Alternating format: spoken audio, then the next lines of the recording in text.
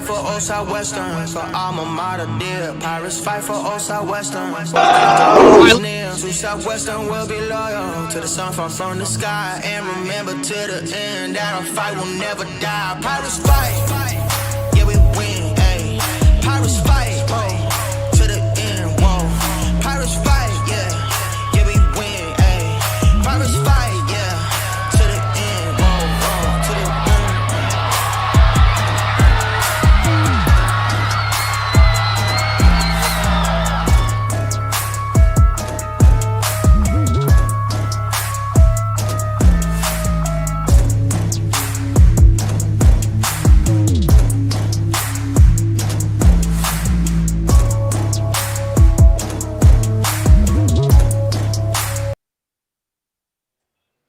Good afternoon and welcome to Southwestern Pirates football here on the Vype Live Network. My name is Merle Bertrand, coming to you live from Trinity University Stadium on the campus of Trinity University in San Antonio, Texas. Joined by my broadcast partner and lifetime Pirate, TJ Vela, as well as Chuck Tracy back down to the sidelines, Donald Williams, and our old friend Okoye Anderson providing all the pretty pictures for you. Our producer Trey Grubb and Skylar Gillespie, our QA, as the Pirates prepare to open Southern Athletic Association conference play against another old rival, the Trinity Tigers. And TJ, the Pirates had to sit and stew in that bitter loss at TLU. It must have felt like forever a couple of weeks ago. One play short just a little bit. They're going to be extra fired up to get back on the field this afternoon against these Trinity Tigers. Oh, absolutely right, Merle. Just looking at the vibes there down on the field, the Pirates, they look ready, they look focused. They had that extra week not only to rest up, get some key players back from injury, but also an extra week to watch film, prepare for these Trinity Tigers to open up conference play here in the SAA. Well, Southwestern Pirates are now 2-1 after falling 38-35 on the last play from scrimmage 2 weeks ago against TLU. But this is a good football team talking about the Pirates. They were missing the heart of their defense in Jameer Martin last week. They got good quarterback play from junior quarterback Jacob Smith, but they'll get the starting signal caller Jackson Sims back today.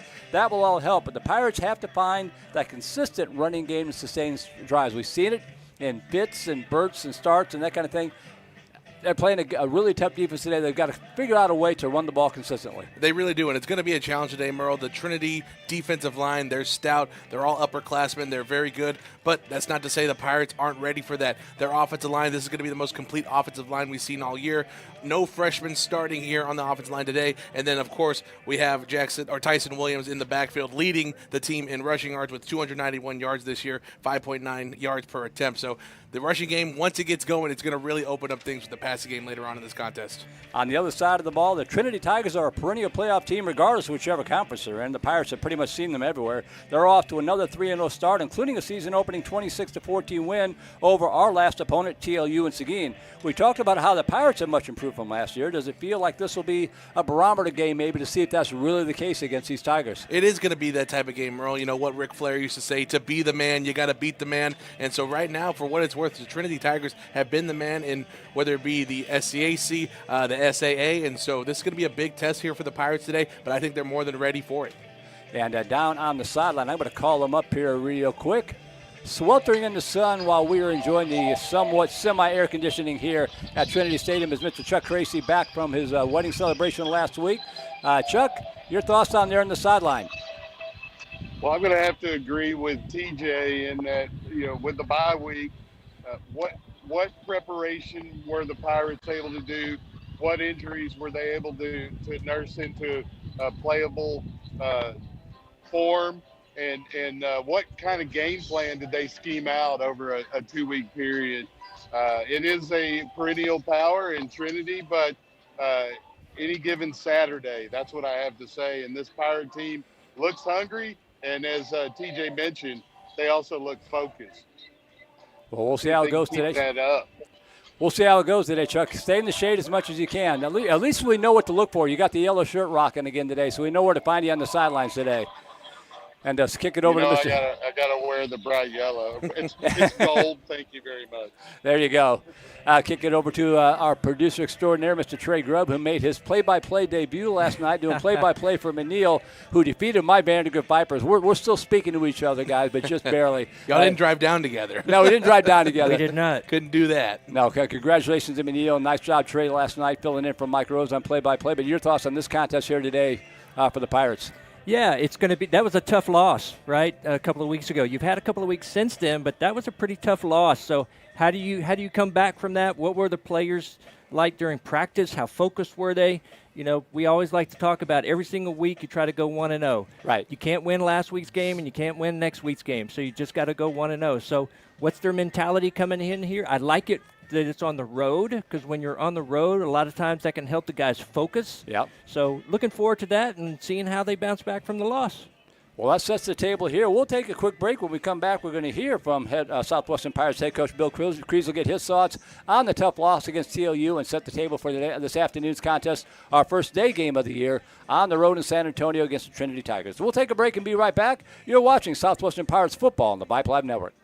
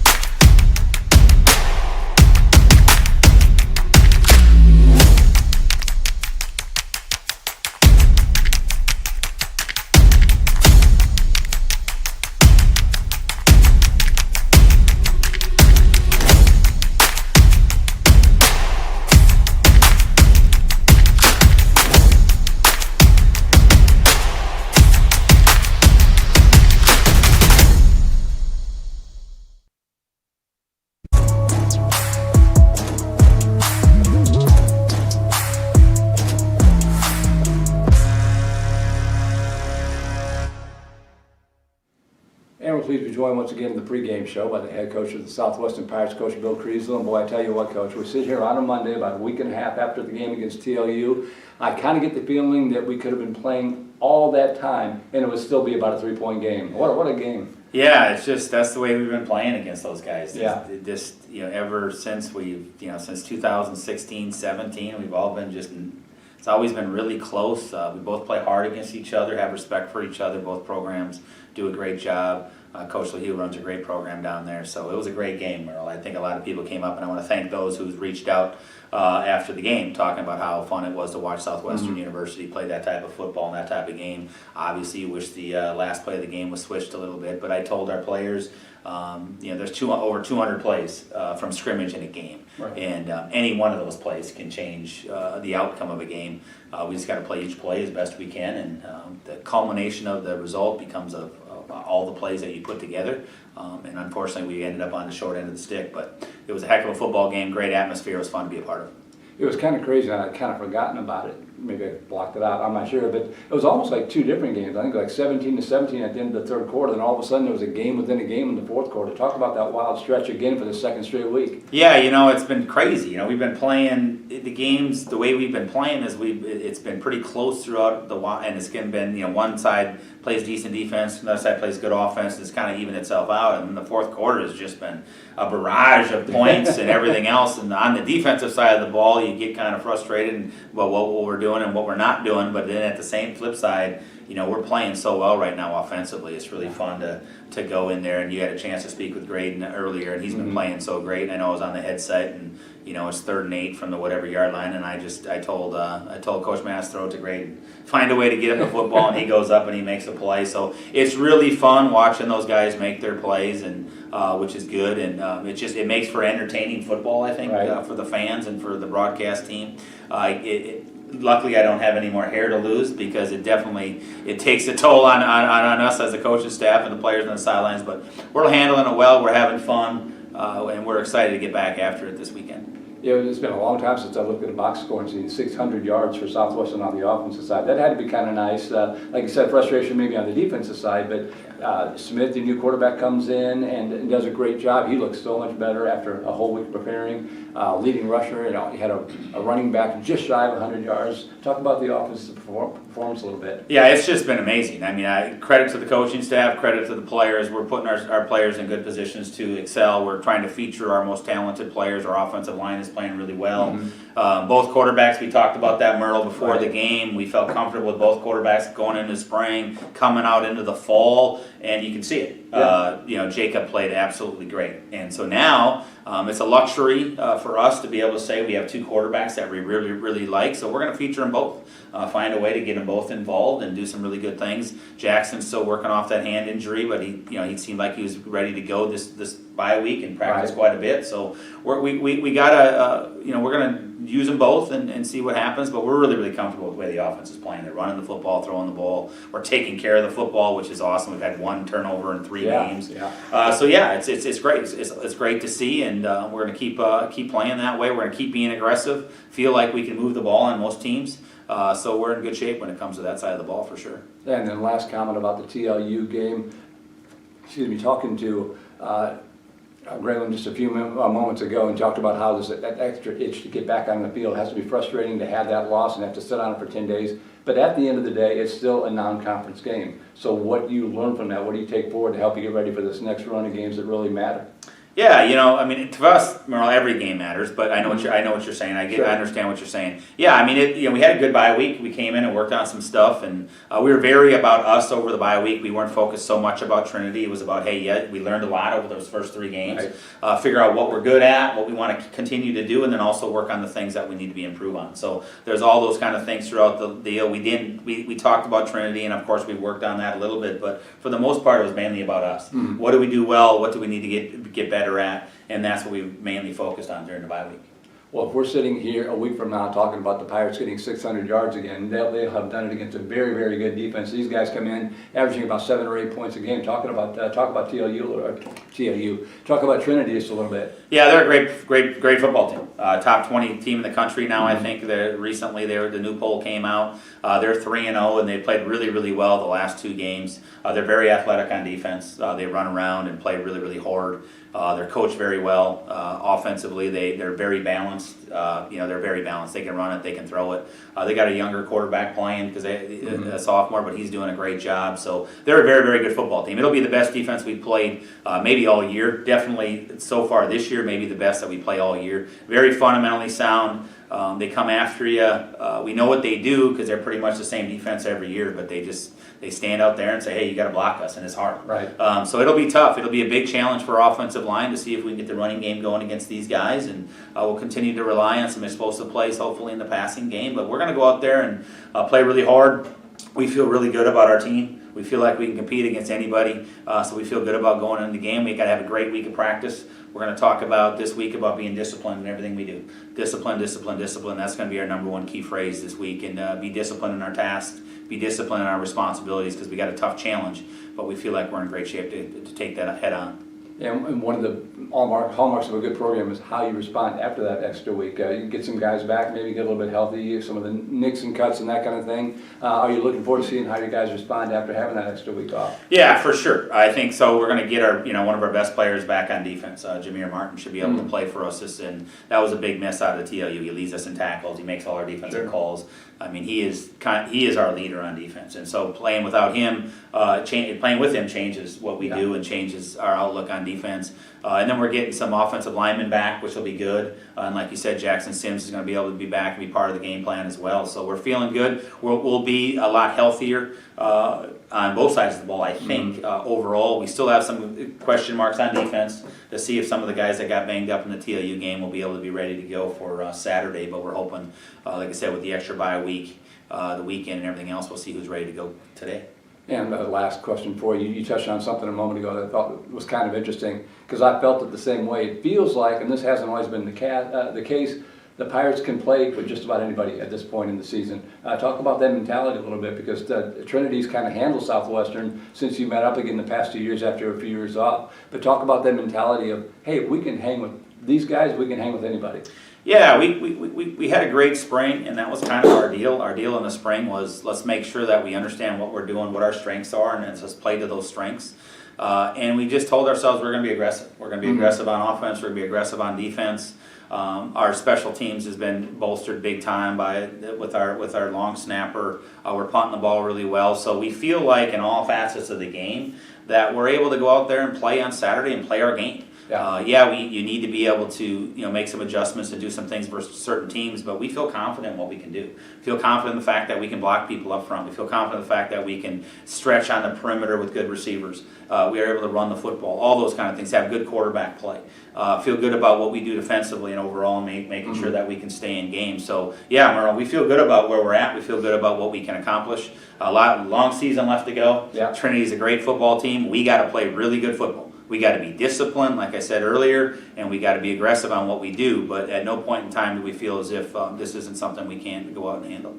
All right. Well, any final thoughts here? Any final thoughts on the conference overall heading into it before we go? Yeah, just excited to get in. I think our players have done a great job preparing themselves, working hard, doing some great stuff. We'll have you guys down there watching, being able to broadcast us from Trinity, which will be great. It'll be a great game. Really respect what they do down there as a program. As a coaching staff, they do a great job, and we'll be down there competing against a really good football team to open up the conference, so we're very excited. All right. Appreciate the time. Good luck on Saturday. Thank you, Merle. Southwestern Pirates head coach Bill Kriesdahl, I guess, during the pregame show. We'll take a break and be right back. You're watching Southwestern Pirates football on the Vype Live Network.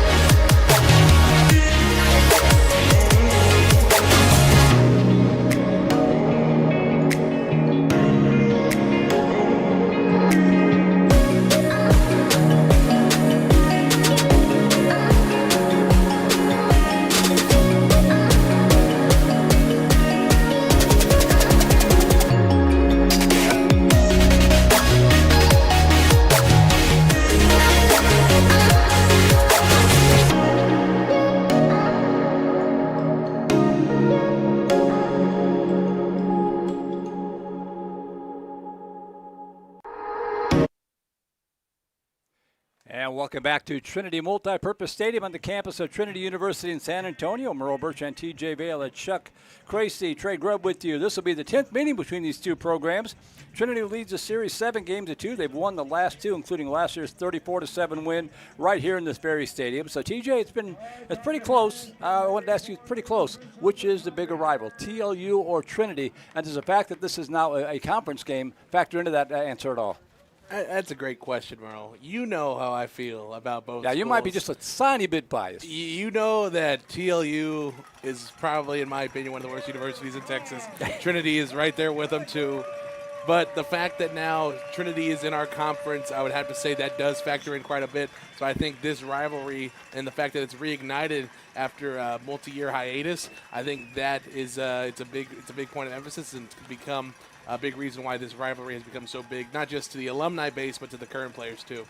Yeah, the Pirates had 1-2 in a row. I think it's 2015, 2016. Then they didn't play for about 7 years. So, but now they've kind of realigned here and re-met up here in the SAA. Today also marking our 84th broadcast of Pirates football on both Vype Live and the original KMAX Sports. And as I mentioned, our first daytime broadcast of the year. Really kind of dreading it because it's early October. It could still get up to 100, but don't tell Chuck Crazy this, but it's only 84 degrees. So it could be a lot worse. It probably will be a lot worse by the time we get done. Well, the way they built this press box, it's just like we're just heating up in here in a microwave, essentially, with the way the sun's coming in.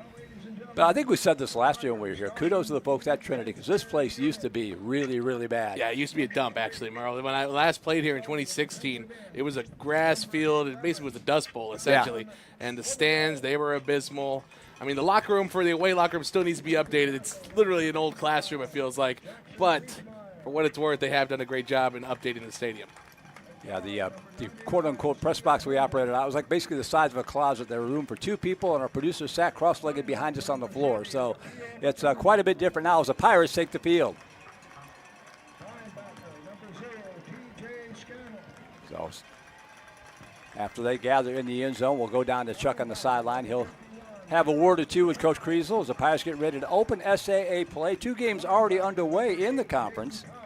It is Millsaps at Center College and Rhodes at Berry College. We'll try to get you scoring updates for that one as the afternoon wears on. One other conference game, it's Maryville College, the newest member, taking on our opponent next week, Sewanee. That game in Sewanee's what, Louisiana? Tennessee. Tennessee, that's right. Former members of the SEC. That's right. One of the founding members. Yep. They can actually head over to the SEC if they ever wanted to, Merle. And I think we got Coach standing by. So Chuck standing by with head coach Bill Kriesel. Take it away, sir. Yeah, coaches. Okay, Coach. You're coming off a bye week against a rival opponent, first conference game of the season. What kind of expectations can the fans have for the game plan against Trinity today? We're going to play hard. We're going to be aggressive on offense, going to push the envelope, try to create as many negative plays on defense so we get our offense back on the field. We're playing really, really good on that side of the ball, so we want to maximize that and go from there. Well, and you got some key pieces back from, minor injuries. What can we expect from the quarterback position? Because you had a quarterback that filled in against TLU that played pretty good in Smith, and you got Sims back today. Yeah, we're going to play them both, so we'll see how it goes. We got packages for both, and we'll see how they both play and ride the hot hand a little bit, but you'll get the chance to see them both. And the offensive line, you got some guys back from. Yeah, everybody's ready. We're really healthy on offense, so we're going to lean on them. We're still not healthy on defense. Jameer Martin won't be playing for us today. We're hoping to get him back, but so we're gonna really rely on our offense. We're gonna keep the ball in front of us on defense. Be aggressive and see if we can make something happen. Go get him, Coach. Good luck. Thank you. And there you go, Merle. Focused right. is what I would say about Coach Kriesel's look on his face. Well, very good. Thank you, Chuck. Thank you, Coach, for taking the time. Captain's meeting at midfield for the coin toss. Pirates, obviously, the visitors today, and the road white jersey, black numerals, the gold pants, and the black helmet. Trinity with the maroon jerseys, white pants, white numerals, and the white helmet, if you're listening instead of watching. And TJ, while the coin toss goes on, Coach talked to Chuck about the offense and the quarterbacks and that kind of thing. They're going up against the defense, giving up 7 points a game. That's crazy at any level, but especially at the collegiate level. Yeah, it's something unheard of, especially when you start talking about how competitive it is at these points of competition. It's not even that, Merle. They're also leading in terms of points scored. They can score at least 7 points a game too. So it's going to be a tough test for this Pirates offense. But like Coach Kriesel said, we're going to give them multiple looks that they might not be ready for. With 2 different quarterbacks who have played very well this season, I think it'll be an interesting look for everyone. It reminds me of those 2016 contests when we had current coach Brian Hicks, the senior quarterback, and then sophomore quarterback Fred Hover, both getting in the game, both getting different looks. So it's going to be a throwback look for a lot of alumni listening in. Yeah, I normally don't like having two quarterbacks, but in this situation, I think it's a good way to go about it because both quarterbacks have done well and both they've got a different look. So I like the fact that he's got different packages designed for both. Yeah, and the good thing is that the playmakers on the outside are going to stay the same. You still have Graydon Thompson out there. Right. You still have Tyson Williams in the backfield. So there's a lot of different opportunities now once you insert those quarterbacks to really just open up the playbook to create plays and call plays that are just more beneficial to each of those quarterback skill sets. And so we're going to see here today as the Pirates come out on the field. So a beautiful day here in San Antonio. Sunny skies, but a lot of clouds mixed in. Got a question for TJ. So we're about to get the ball here. At this stage of the season, we have a really young offensive line. At this stage of the season, are they still young? They're young in terms of their classification, but they have the experience necessary. And like I had said earlier too, Trey, this is going to be one of the most complete games when it comes to the O-line because there's not a freshman starting anymore. Everyone's back from injury, so there's no more excuses anymore. Yeah. The guys that we had out there on the depth chart to start fall camp are the ones starting here today. So this is going to be something I think very interesting to watch throughout this contest. Yeah, best foot forward. Exactly. Speaking of best foot forward, kicker Hayden Rhodes has the football on the tee. Back to receive the kick for the Pirates. Devin Phillips, number 5, and Harris Gilliam, number 13. The two deep backs for the Pirates. Bit of a breeze blowing from right to left, kind of a cross breeze coming towards us here in the press box, but not anything to be concerned about. Shouldn't affect either offense too much. And now we've got a last-second delay here before the kickoff.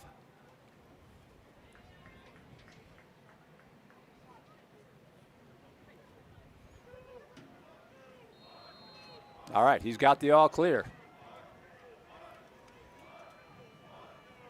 So Rhodes will approach, and conference play is underway from San Antonio, and the kickoff's going to sail to the near side to Phillips at the 11 to the 15 to the 20. Bounces to the left side, cuts back to the right, and falls forward to about the 24-yard line. And that's where the Pirates will start their first drive here. First down and 10 as we take a look at the Southwestern offense. We'll call up the names there for you. The Pirate offense averaging 37.7 points per game, 426.7 yards per game for Southwestern. Going up against the Tiger defense is giving up 7.3 points per game and just 185.7 yards per game. I think that yardage stat almost impresses me more than the only points. 185 yards. That's impressive. Matchup of the game is going to be this offensive line versus this veteran defensive line for Trinity. Jackson Sims back at quarterback, 18 of 29, 318 yards, 3 touchdowns. Handoff left side, and a good carry out to the 26 to the 27-yard line. That is Tyson Williams, 16 carries, 93 yards last week, 49 for 291 on the season, averaging just under 6 yards per carry. And he picks up 4 yards right there against the Trinity Tigers. Second down and 6 coming up from the 27. And a great job by Sims there. That ball was rolling off the snap on the turf. Sims picks it up, able to get the handoff to Williams, who gets a positive gain after that. Second down and 6 coming up from the 27. One receiver left, 2 to the near side. Give it to him again off the right side, and this time Trinity plays a little better, but a good push from the line to pick up at least a yard or 2 on the play. So that's up a manageable third down and about 5 coming up here for the Pirate offense. So the Pirates, like we've heard with Coach Creasel, Coach Mask, everyone else, they want to establish the run early, 2 run plays to start. Third and short here, you have to get this first down, though. You cannot go 3 and out to start the game against a good defense like this. I believe that was Petty Valai, the freshman, on the stop. Got that jersey kind of scrunched up, so I didn't get a good look at the jersey. But anyway, 3rd and 4 coming up here from the 29-yard line. 2 receivers left, 2 to the near side. Sims, quick drop, pressure coming from sets up the screen pass, beautiful call, complete to Williams, to the 35, breaks free to the 40, to the 45, spins across the 45, into Tiger territory to the 49-yard line. A perfect call at the perfect time, TJ. Exactly right, Merle. Trinity's coming with a 2 linebacker blitz right there. They were stunting up the front, so what does Coach Massey, offensive coordinator, call? A simple screen play right over the top of the blitz. Tyson Williams, we talk about what he can do on his feet through the ground, but we know he can catch the ball too. We see it there, yards after catch, tremendous. First down, Pirates. Into Tiger territory for the first time this afternoon. Just underway, 13-12 to go, opening quarter. Pirates on the move, first down and 10 at the Tiger 49. Sims in the shotgun. Phillips in the backfield now. Play action. Looking. Swing pass, left side. Sliding catch made.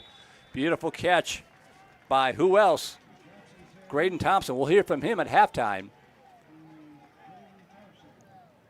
And with the Pirates' run game, the Tigers know they're going to rely on that a lot. They're going to have man coverage on the outside quite a bit. Right there, soft man coverage. You can't give Graydon Tomlinson that much room. He has a simple out route. Sims finds him. First down, Pirates once again. First down and 10 at the Trinity 36-yard line. Opening drive. Double tight end set. And I don't know if that was a busted play or what, but Sims is going to take off. He's going to be smothered for a loss back to the 2-yard line. He reached out to hand it off to the left, and it looked like Devin Phillips went to the right. Yeah, busted play there, Merle. Just some miscommunication in the backfield, and unfortunately it hurts the Pirates there. One thing we always talk about is not wanting negative plays, especially on those first down type of runs, because it's going to hurt you later on in the drive. And right there, 2 yards lost for the Pirates. Second down and 12, back at the 38-yard line. Tyson Williams back in the pistol, lined up behind Sims. Same formation, just with Williams in the backfield.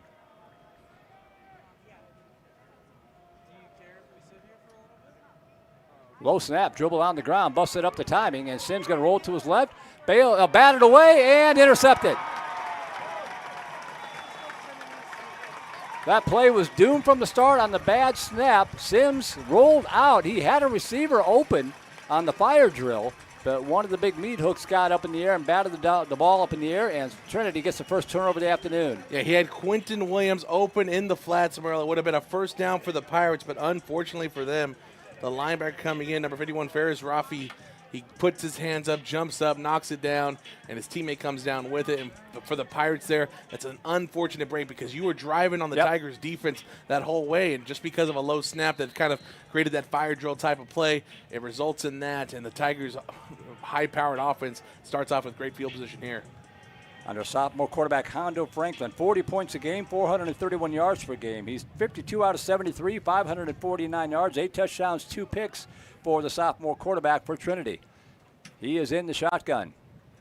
Receiver coming in motion right to left, handoff right side, looking for running room, cutting it back up, and not finding much. Going to be a couple yard gain there on the play for the running back, number 23. That is Jason Love, a sophomore out of San Antonio Brennan, right down the street. Pirate run defense has been strong. They got torched a little bit on the edge. The interior run defense is a lot better. And the interior run defense is really good. You have those veteran senior defensive linemen in Jalen Levine and Rhino. It's really the secondary that's going to have to really step up here today. Straight ahead handoff up the middle, and again, stuck right at the line of scrimmage. Maybe a yard, that's going to be about it, but pick your Pirate. There are about 4 of them involved on the play. Looked to me like it was Jalen Levine leading the charge there. 3rd down to 7. A chance for the Pirate defense to get off the field here. Yeah, what a way to start this game if the Pirates can get this Trinity offense off the field. Trinity's offense past 3 games have always started their first drive with a touchdown, so the Pirates trying to change that streak here today. Yeah, I'd like to see some pressure getting into the backfield here. They're rotating backs. Now they've got Johnny Milo in the backfield. 3rd down to 7.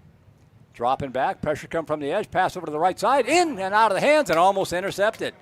So the Pirate defense responds after the turnover, trying to get it down the field, though their leading receiver, Alejandro Tavares, the ball a little high and hard, and the Pirate defense going to force a punt. And Tavares knows he should have came down with that one, the San Antonio native. He's going to say, if you throw it near my hands, I'm going to bring it down. Unfortunately for the Tigers, not the case, and the Pirates force a 3 and out. That's such a big motivational factor right there, Merle. Just showing the Pirates defense, hey, we can stop these guys. If they're not this crazy superhero that they may think they are. Good snap back, and a short, high, towering punt. And they get away from it. It's going to roll inside the 10. And that's going to be down at the 7-yard line. So a tough break there. One of those bang-bang decisions. And it comes back to bite the Pirates. But they get the football back and survive the turnover. Yeah, and on that defensive play, really like seeing that pressure get in there, making him a little bit uncomfortable. Ball goes a little bit high. They have to punt. Yeah, to your point, Trey, it's only a sophomore quarterback out there really getting some of his first reps here this year. I think that's going to be a great strategy, putting pressure on him, not letting him get comfortable. He had a career-high game last week against Pacific Lutheran. For the Pirates here today, I think that's going to be a key for them, Trey, getting pressure on him with the blitz. So Sims in the shotgun. 1st and 10 Pirates at their own 7. 10:06 to go opening quarter, still no score. Receiver coming in motion left to right. Straight ahead handoff, starts up the middle and picks his way. Bullhorns out to about the 10. A hard-earned 3 yards. They're going to bring up a 2nd down and 7. So far, the Southwestern O-line getting a good enough push to allow Williams to get just enough yards on each of these run plays. The only negative play so far has been that miscommunication in the backfield. So 2nd down and 7 from the 10. Williams stays in the backfield. 1 receiver, actually 2 receivers to the left, 1 to the near side. Now Pirates flip to formation and put Samuel Williams, the tight end, on the left side. Dropping back, bootleg to his left. Set the screen pass. Oh, just a little behind Williams. I don't think that was a primary target, but a nice job by Sims to screw into the football because he had a defender bearing down on him real fast. It looked like a screenplay that kind of got blown up a little bit there. Yeah, Jonathan Novato, he was out there putting pressure on Sims. It did look like maybe a screenplay. There was 2 different routes. You had the running back, Williams, there on the flat, and then you had a higher out route coming out, but there was no way for Sims to get it on the higher route, so he had to go to Sims or to Williams, and he wasn't able to make the catch. So 3rd and 7 from the 10-yard line. Sims, straight drop, in trouble, and he's going to be sacked in the end zone for a safety. Lucky to hang on to the football. They brought the blitz. 30, 95, and 11 all involved. That's Jackson Priesmeyer. Number 30 for them is Wakil Mateen. And number 11 for them, credit where credit's due, is Jonathan Wobodo, who you just mentioned a moment ago, I think. And it looked like the same thing. Deja vu. Wobodo just got past the left tackle and just put pressure immediately on the quarterback. This time, though, Sims not able to get away from it. And that's another unfortunate break for the Pirates. Good running plays, good things happening, but just some things here and there that just don't go our way. And now a 2-point safety gives Trinity the lead. Well, that's multiple times now where they've had somebody get into the backfield and put any that kind of pressure on that offensive line that we were talking about. And to your point on the punt, Merle, not fielding that punt, not fair catching that punt, gives Trinity those extra 5 yards back and puts us in that predicament being in the end zone. So I almost wonder on that if Noah Long was mainly fighting the sun because he seemed to be in position, and that last second he just kind of bailed out of it, not wanting to risk the turnover.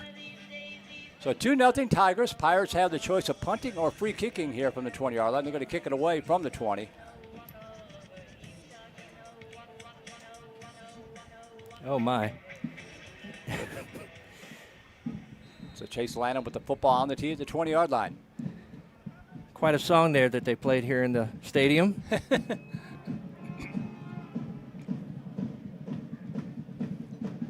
Lanham kicks it over to the near side. Going to be fielded at the 20, up to the 25, to the 30, right up the middle, 35 to the 40. Head of steam and tripped up at the last second. Boy, that was a good play by Cam Roberson, or the return man was going to be off to the races. A touchdown saving tackle right there, Merle. Yep. Goodness.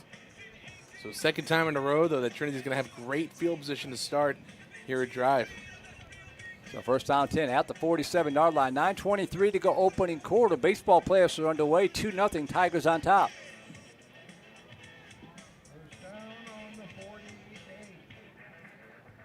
So here comes Hondo Franklin, the quarterback, to lead them out. In the backfield with them is Johnny Milo.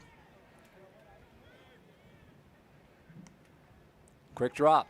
Good protection this time. All day to throw. Fires over to the center of the field. Caught at the 30 and drugged down from behind at the 29-yard line. Good pitch and catch to Alejandro Tavares.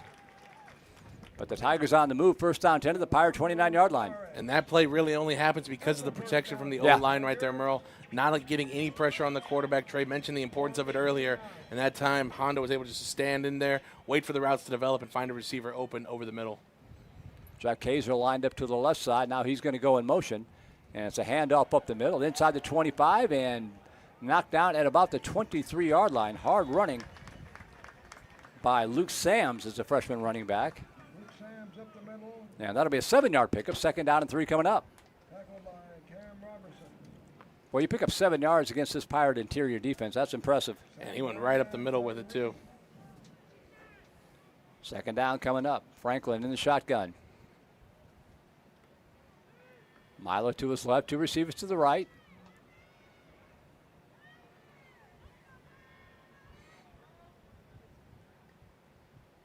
Try that handoff again, and going to have the first down or more inside the 20, shoved back at the 17-yard line. But needed 3 yards on the play, picked up about 4. And it's going to bring up a first down and 10 here for Trinity, trying to open up a 2-score lead. Getting up bottom of the pile, Cam Roberson again. And very similar to Southwestern, Merle, this Trinity offense has a plethora of running backs they can go to. We've already seen Sam's. We just saw Milo right there.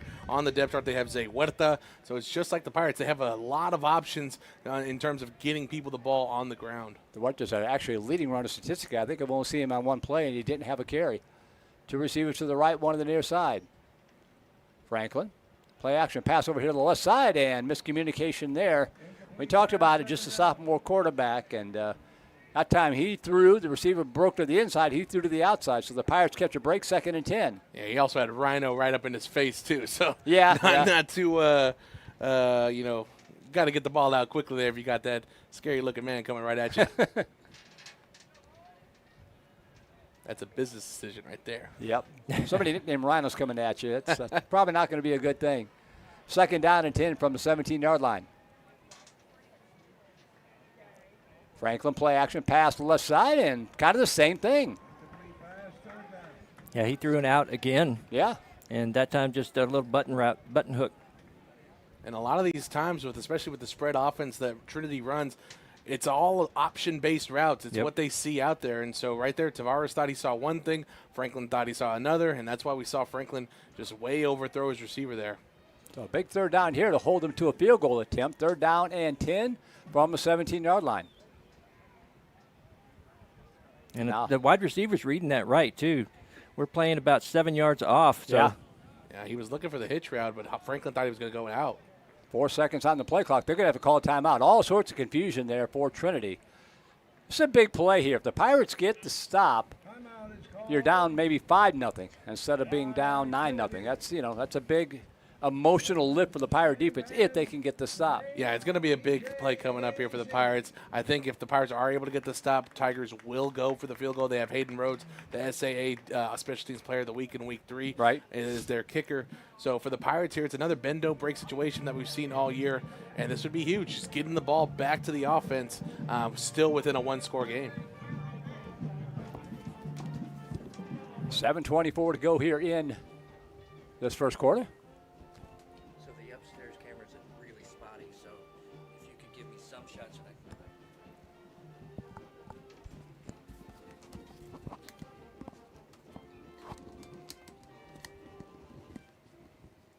A big play coming up here. 3rd down and 10 from the 17-yard line. After the timeout, Hondo Franklin in the shotgun.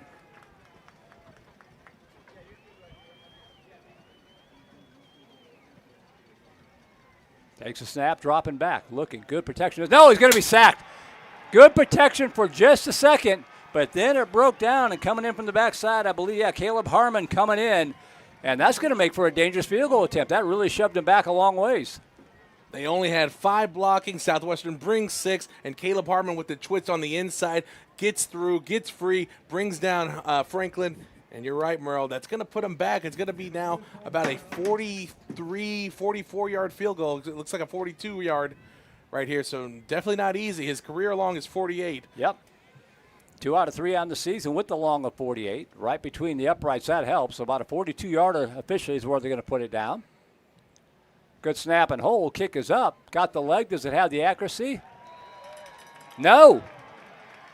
Sliced it left, and how about that? The Pirate defense with another stand, and they'll get the football back with 6:34 to go in the first quarter. Still down just 2-0. Rhodes knew that Miami and Florida State were playing today, so he just wanted to do his own rendition of wide left. And what a stop there by the defensive unit for the Pirates.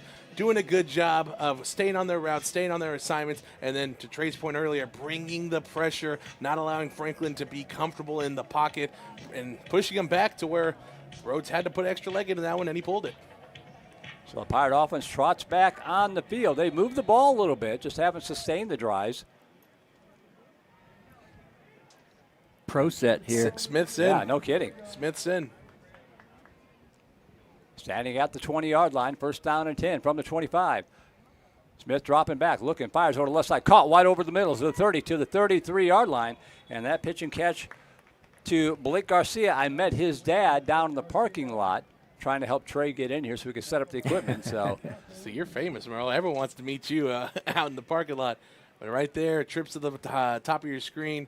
Blake Garcia finds the soft spot in the zone coverage, gets a good first down gain. I told his dad, hope he has a big day today. He said, me too. Good start. 7-yard pickup, 2nd down and 3 from the 32-yard line. Empty back set again for Smith.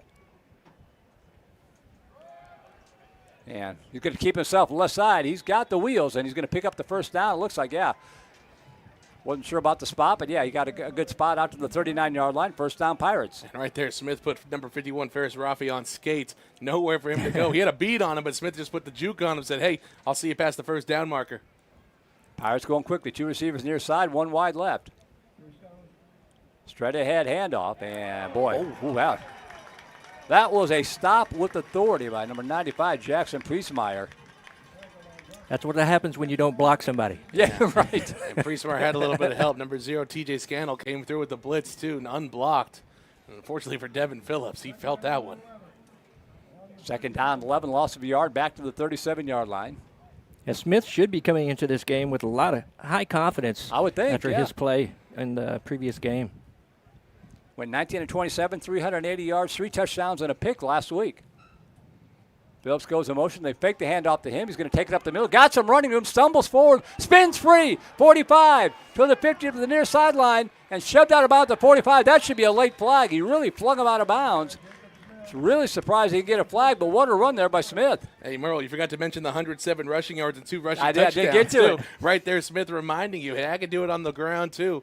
Another great example, but you're right, Merle. Thought that maybe was going to be a late hit called, but unfortunately not going the way of the Pirates there. Yeah, he started to throw him out of bounds once he was out of bounds. Exactly.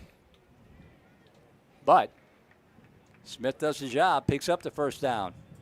The junior quarterback out of Spring by way of TLU. First down and 10 Pirates at the 44-yard line. Sorry, TJ. Handoff. Oh, Williams, man, smacked in the backfield. That's what happens when you don't block somebody. Holy smokes. That was Ferris Rafai. So, TJ, is that just not communicating on the line, talking about who to pick up? It's not recognizing the blitz. Right now, Trinity and their linebacker core, they're going off of delayed blitzes, and these linemen right now aren't recognizing it. Typically, whenever, especially with Southwestern's history, you're blocking on an assignment. You're not blocking a specific man. You're blocking gap down. And so that'll help you get into those situations and pick up those blitzing linebackers off the delay. But right now, they're just not worrying about it. It's hurting the team. 2nd down and 14, loss of 4. Straight ahead handoff. And makes the first man miss, makes the second man miss, manages to pick up positive yards all the way down to the 41-yard line. What a run by Williams. That was all him. And he got his helmet ripped off there at the end too, Merle. They're not calling that either. Wow. That's insane. Well, and also there, another guy coming free and was just able to sidestep him. And right now, Trinity, too, they're not thinking twice. That once they recognize something with Southwestern, they're just going. That's going to be something to look for the rest of the game because that really could open up the play action. I know we say that all the time, but if they're just going to go without thinking, they could really open up the top of this defense if you're the Pirates. Jacob Smith with the empty back set. 3 receivers wide left, 1 to the near side. Third down and 8 coming up. Dropping back, pass dumped off underneath, complete. Trying to make the man miss. Will to the 30. Got the first down and more at the 30-yard line. Good pitch and catch, hauling it in. The tight end, Samuel Williams for the Pirates. And Samuel Williams there lined up on the line. He was blocking the defensive end, and then he acted like he missed the block. He's actually letting him go just so that Smith could throw it right over the top, over the middle of the defense, and then Williams does the rest, gets the first down after the catch. Another great play call there for the Pirates. First down, Southwestern at the Tiger 31-yard line. Sims back in the game.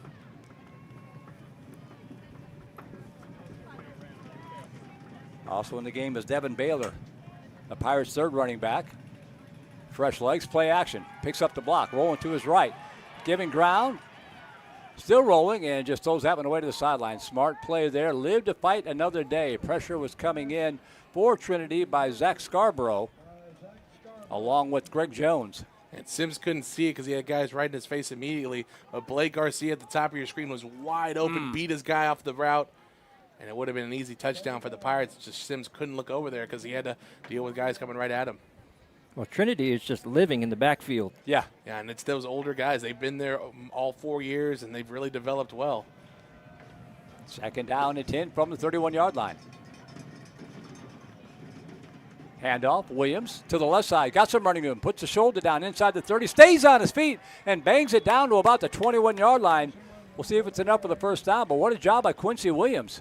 As good as Trinity is doing at getting to the ball carrier, they're not doing a great job of tackling. Right. They're right now just lowering their shoulder, trying to knock these guys out, and it's not working for them. You can't do that to a guy like Tyson Williams. He'll break those tackles every time. Did not pick up the first down, so 3rd and 1 here. Williams in the pistol. Going to try it again. Starts left, cuts up to the right, and boy, it's going to depend on the spot. I think Forward Progress should get him there. That ref moved a little bit farther back. He was past the sticks, then came back just a little bit. I thought Forward Progress, like you said, Merle, would have got him there, but... And he's holding up the fist for 4th down. Wow. That's a And he did it shaky quickly. spot. Yeah, he did it pretty quickly, too. He was past the sticks, too. Wow, that's insane. That's a not favorable spot for sure. 4th and inches from just across the 20-yard line. See if you can take advantage of their blitzing, their aggressiveness. Sims in the shotgun with Baylor in the pistol behind him. 4th and inches. Handoff. Started left. Got the first down and more. Started right and butt back to the left and all the way down to the 14-yard line. Nice recognition there by Devin Baylor on his first carry of the afternoon to pick up the Pirate first down. We've talked about it before on these broadcasts. Devin Baylor, he's a bruising running back. He has sneaky speed, but he's really good in those short yards to gain situations. Coach Mass, the offensive coordinator, brings him out right there, and Devin Baylor does the rest. Surprised they went in the shotgun instead of going up on the center when you just need a couple of inches, but you see why. That's your old school mentality right there. That's Merle. what it is, yep. First and 10 Pirates at the 15-yard line, their deepest penetration of the afternoon. Sims in the gun. And tripped up, stays on his feet, maybe picking up a yard is going to be Devin Baylor. Lots of flags coming in. Yeah, we'll see what this is. This is going to be a mess.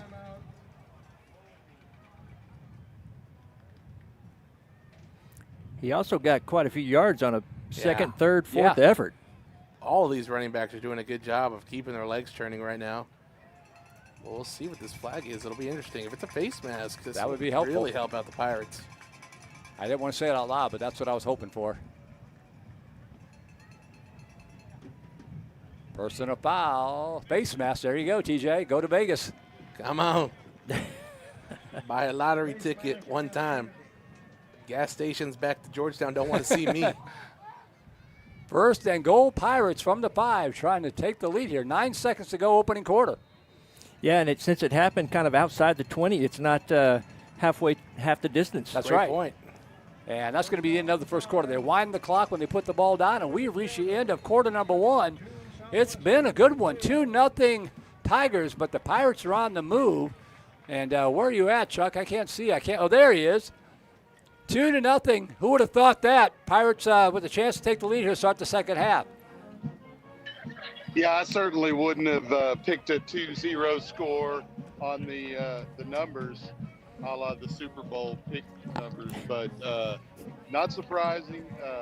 It is definitely a slugfest down here. There have been multiple non-called penalties, mostly against this Trinity team, and so they did get the face mask there. I don't even know how they saw that face mask. That was a mask of humanity. But this team's in a dogfight, and they're for it. They're here for it. Well, we'll see what happens here in the second quarter. Pirates get the ball first and goal from the 5, now going from right to left. And to come on the road, TJ Vela, and possibly take the lead here against what Coach say top 20 team here in the nation against Trinity, that would be impressive. I think the only team that's not shocked right now, Merle, the only people who aren't shocked in the stadium are the Southwestern Pirates. Right. They knew the assignment coming in. They knew what they needed to do to get the job done. They won that first quarter. If you're scoring this like a boxing match, they won the first round. From a defensive perspective, from an offensive perspective, they were moving the ball, had some things happen that didn't go their way, obviously, and that's why we're down 2-0. But now it's about cashing in right here, putting points on the board. It's a first and goal situation from the 6-yard line. This is where you make your money here in college football. So here we go. First and goal, Pirates on the near hash from the 5-yard line. Sims, straight ahead handoff.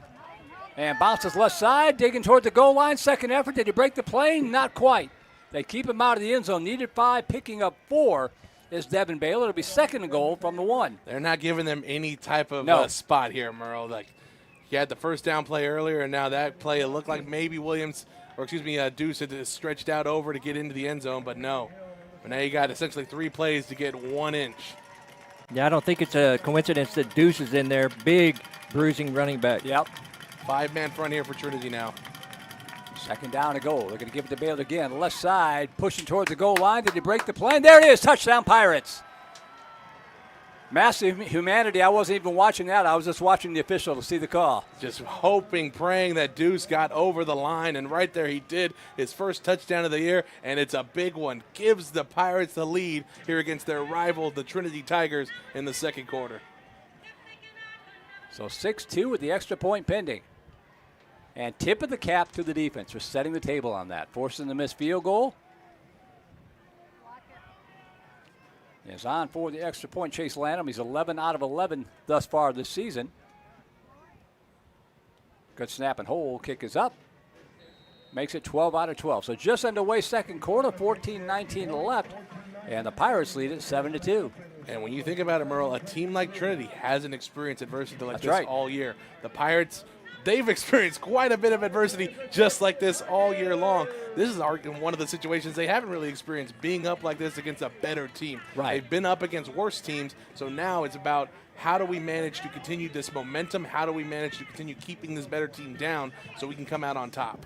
Yeah, I mentioned they defeated TLU in their season opener, and since then they defeated Bellhaven and Pacific Lutheran comfortably. But I think the Pirates are probably a better team than both of those, maybe. So, yeah. When you think about that TLU game, too, their starting quarterback went down with an ACL injury on one of the first drives. That's true. So they had to go up against a backup quarterback who wasn't even ready to play. Yeah. So when you think about situations like that, maybe it kind of tells you a little bit more about this team. But, for what it's worth, don't sleep on the Tigers, obviously. We know how good they are. Oh, yeah. So we'll see how the Pirate defense responds now that they've woken up the Tiger, if you will. Skylar asking for the crowd mic. I think he just wanted to hear that song. That's what it was. Short, high pooch kick. That's a live football. Fielded by the up man at the 41-yard line. Takes a shot. It's going to be dropped for a 3 or 4 yard loss. I think that was it was either Judson Crockett or Johnny Milo. They have a defensive back and a running back at number 4. Probably Milo Probably out there, Milo. considering he's a running back. Did a good job hanging out of that one because he took a shot right away. I'm surprised he didn't try and call it fair catch Me there. too. Yeah. And on those on those pooch kicks, you really want to try to get them up a little bit higher to give your guys a chance at it. But great job. First down at the 35-yard line for the Tigers. Ando Franklin is Nice the job, handoff TJ. up the middle and going to be drugged forward for about a 4-yard pickup. That's their leading running back, Zadrian Huerta, on the carry to pick up 4, second down and 6. And for the Tigers here offensively, you've had positive plays. You've had opportunities to move the ball on the Pirates. You just haven't been consistent with doing it. Right. So that for them, coming here on this drive, their third of the game, it's all about stringing good plays together and getting longer drives out on the field. To receivers near side. Franklin in the shotgun and a 2nd and 6 from the 39-yard line. Straight ahead handoff again. And out across the 40. Pirates stripping for the football, and it's going to bring up a 3rd down and 2 as Southwestern gang tackling Huerta. Both sets of running backs doing a good job. They're getting to that first point of contact, but again, just keeping their legs moving and getting those crucial extra yards that now make this a lot more manageable here, 3rd and short. 3rd down and 3 from the 43-yard line. Big play here for the Pirate defense. A chance to get off the field. 1 receiver left, 2 to the near side. Franklin in the shotgun. Quick drop, looking. Pass over the left side, wide open. Oh, he dropped it. Ooh, Southwestern caught a break because Johnny Milo out of the backfield on the wheel route was wide open. A complete breakdown in coverage right there, Merle. You're right. A simple wheel route out of the backfield. Typically, that's the linebacker covering him, especially with the man coverage there. He just got lost in the sauce, didn't find Milo. But Milo had too much popcorn before this game, dropped that one right there with the Butterfingers, luckily for the Pirates. So Tyson Bope, the punter, averaging just 31.43 yards per punt. He does have a long of 52. I'm stealing that, TJ. Feel free. High, beautiful punt into the afternoon sky. Fair catch call for this time and made by Noah Long, and the Pirates will take over first down and 10. 12:57 to go first half. Up by 5 with the football. I guess since we're in San Antonio, I should have said butter on your tortilla. Email's open, by the way, supiratesfb@gmail.com. SUPirates, plural, FB@gmail.com. Nice crowd across the way from Southwestern fans making their way down. It doesn't seem like there's a lot of people that could have sent in messages. A lot of people are out here right now. Sold out here on the home side. Great atmosphere. I hope that the new stadium at Southwestern can kind of replicate this atmosphere here. No, it definitely will. They need to get a parking lot, though. They need to get a parking lot. That's right. First and 10 at the 27-yard line. Hand off left side, cutting it back up. Nice cutback to the 40 and stumbles out to the 40-yard line. That's going to be good for about a 14 or 15-yard pickup from Quincy Williams. First down, Pirates. And what a block there by the freshman, number 73, Tristan Clinton, pulling around the left side. And a great job by the running back following that kick-out block and getting a great gain for the first down. First down, Pirates at the 40. Sims, hand off again left side. This time he's in trouble and gets back to the line of scrimmage, maybe picking up a yard or so, Quincy Williams, as he's kind of outraced 3 defenders, including T.J. Scannell, the senior linebacker. And that one right there, the Pirates just trying to dip their hand in the cookie jar a little too much. Yeah. Same play in a row, and that time the Tigers had it smelt out. No gain. At least they didn't lose yardage, but no gain in the play. Second and 10 from the 40. And first time this year we're seeing Williams here, Merle. Or excuse me, no, sorry about that. One receiver, 2 receiver to the right, 1 to the near side. Green Thompson goes in motion, settles in on the left slot. Pressure coming, picked up nicely. Sims rolling right, looking. Pump fake, swings it sidearm, complete to the 40. Makes the man miss to the 45, out to the 47-yard line. What a job there by Tyson Williams to make himself available. But more than that, TJ, he shook off the defender and turned a 0-yard gain into a 7-yard gain. Just another great example of him getting involved in the passing game, getting yards after contact, and again, making this a lot more manageable here on third down. If the Pirates hadn't got that play off, it would have been a really tough job with the 3rd and 10, but now 3rd and short here, that really opens up everything that you can in the playbook. 3rd and 3 from the Pirate 47. Double tight end set again. Sims in the gun. Handoff Williams left side, and second effort's going to get him close, but I don't think he got there. Yeah. Southwestern likely will punt it away here. That time it was Baylor on the carry. 4th and 2 coming up. It does look like the punting unit is coming on for the Pirates here. Chase Lanham averaging 45.9 yards per punt. He's boomed one for 74. But more importantly here, he's put 5 out of 13 inside the 20. That's what he's angling for here. Flipped the field with a 74-yard punt that was down at the 1, too. That's right. Good snap back. And this one's going to wobble down to the 11-yard line. They're going to return it up to the 15. To the left side of the 20, spins across the 20 and knocked down at the 23-yard line. And there's a flag way on the back end. The Southwestern player's helmet ripped off. Likely will go against the Tigers here. Another boneheaded mistake potentially.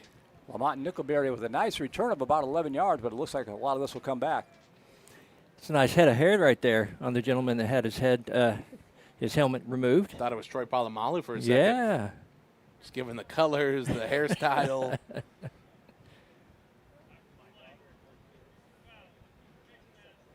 Oh. Yeah. Yes. So that will make it, half the distance to the goal line, I think? Well, it's after or do they choose to take the full it's 15? outside the 20. Outside the 20, so all right. Yeah. A full 15. Should be. So that should put it down to, they're going to put it up Yeah. to 10. They are going to do half the distance. Still. We'll take it. That's right. Still backed up. Quarterback and his wide receivers not on the same page yet. See if we can take advantage of that again.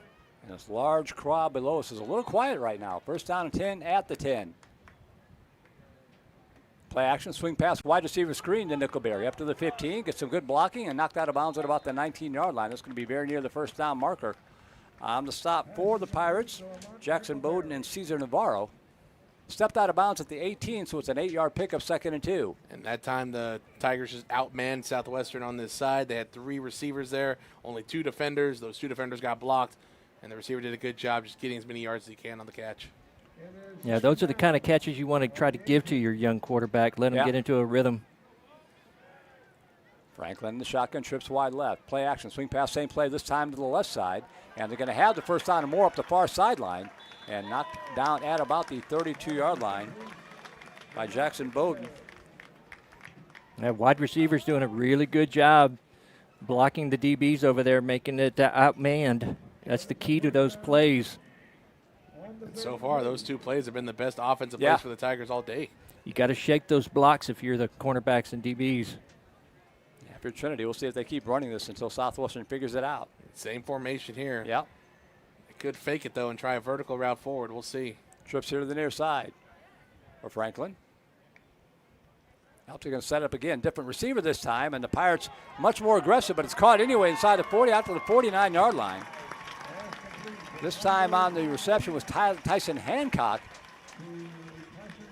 So you saw there also a little bit of a delay by the DB going at that. As soon as he turns like that, in my opinion, you just got to attack. Yeah. You got to attack because that's the whole key to that play is how quickly does the ball get out to the wide receiver. And right now the Pirates' the defenders are just playing so far off the ball. Yep. There's just no way. I mean, they're getting the advantage just based off of that.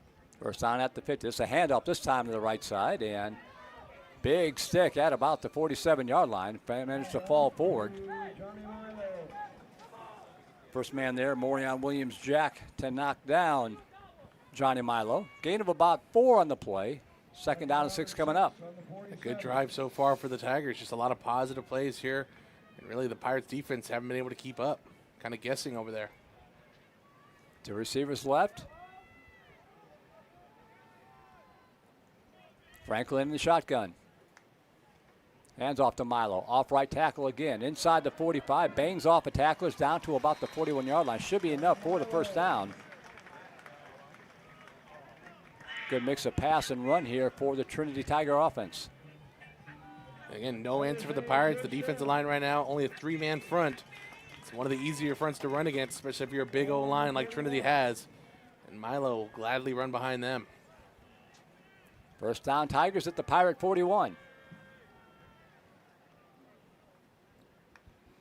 Franklin, handoff up the middle. And a good burst inside the 35 and gets it, spins forward to about the 31-yard line. And just dominating up front. That looked like Jason Love, I think, number 23 on the carry. Sophomore running back. I think that's his first touch of the ball game. Big chunk plays right now, Merle, really hurting the Southwestern defense, whether it be from the little screen pass or simple runs up the middle. They're gouging the Pirate defense right now. 2nd and 1 from the 32. Well, stays in the backfield. Give it to him. Nope, quarterback's going to keep it himself. Left side, cutting it back up. Slipped. Making the cut, but still picking up the first down is Honda Franklin. The turf monster got him. Otherwise, he would have had more. But it's going to be first down, Tigers inside the 30. And it looks like we got an injured Pirate down here. Taken up as Darrell By. You never like to see a player get hurt. Certainly an opportunity for these guys to get a breather and get over to their coaching staff and talk about what's going on. And what they're seeing out there. 6:32 to go first half, 7-2 Southwestern on top. So why do you think they've gone to a 3-man? Well, they've ran 3-man all year. It's, okay. Yeah, and they've just had success stopping them. They've really, leveraged their experience to get to that point. But, I mean, just going up against a really good O-line that Trinity has, you kind of wonder maybe go back to that 4-man front that they can run. But I think especially, too, they run the 3-man to give an extra defender out in the secondary to help them out a little bit, too. By able to get up and trot off the field under his own power. That's good to see. So 1st and 10, Tigers inside the 30-yard line at the Pirate 29.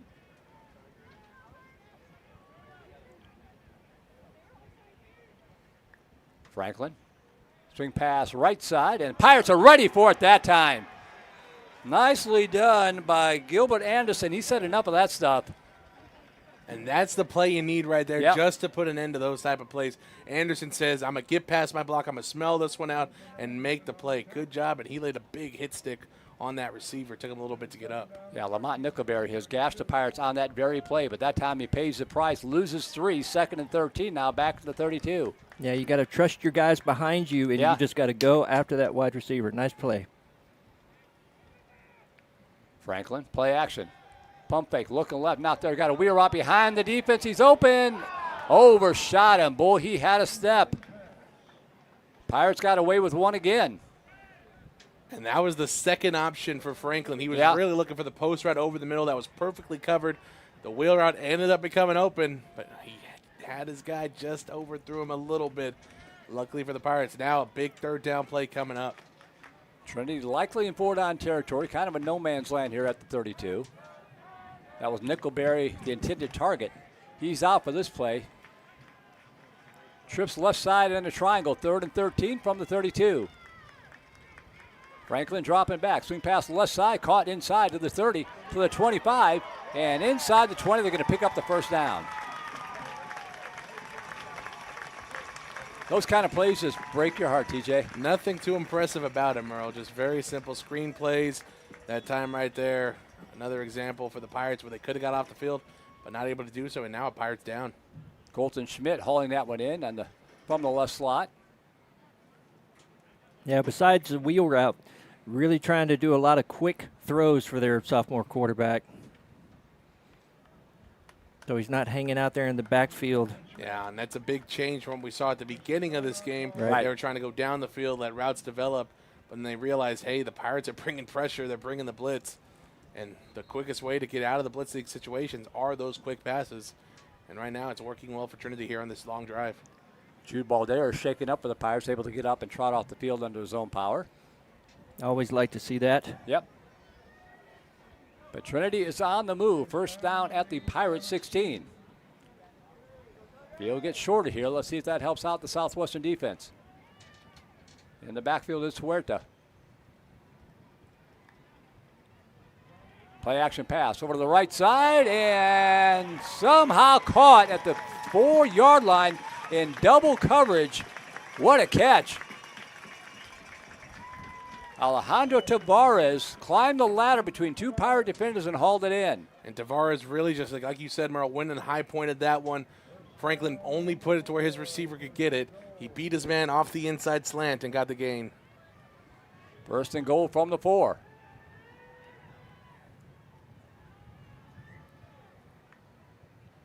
And off Huerta. Starts right, cuts back up, doesn't get there. Knocked down at the 2. Going to bring up a second down play. Nice job by the interior of the Southwestern defense. What are they trying to follow his blocks to the interior, not able to do so. And now Trinity bringing in some beefier linemen here. Brought in a fullback as well as an extra right tackle there, number 78. Jude Shields on that stop for Southwestern. Second down and goal from the 2.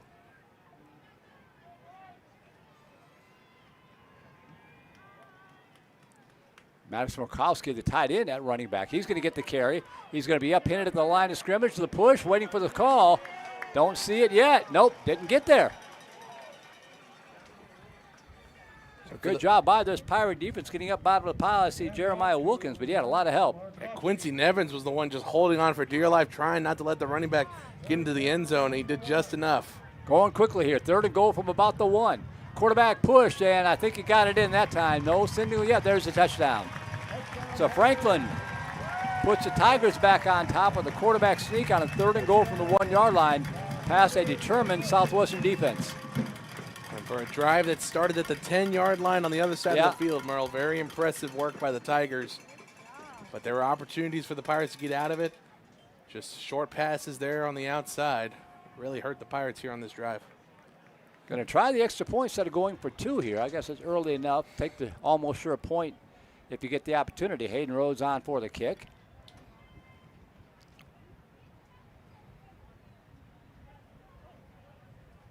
Good snap and hold. Kick is up. Knocks it through. So 3:31 to go first half. Tigers reclaim the lead at 9-7. And lots of time here for the Pirates to get the ball back and make a great drive down the field. You have all 3 timeouts left. You have the 2-minute timeout that'll stop the clock. So for the Pirates, it's important for these first few plays to get yards You don't want to stop the clock at all. You don't want to give the opportunity back to Trinity Right. and maybe put points on the board on their end. So offense coming out knows what they have to do. That was a 90-yard drive. Yep. Very as well. impressive. And you mentioned it earlier in that drive, a balanced drive between the run and pass. Yeah. And almost no negative plays. Really just that one that put them behind the sticks for that long third down play, and that was it. I thought the Southwestern defense did a nice job adjusting Yeah. during that drive, but by that time the damage was done and Trinity was just too close. So the kickoff coming here with 3:31 to go first half, down by 2 again at 9-7.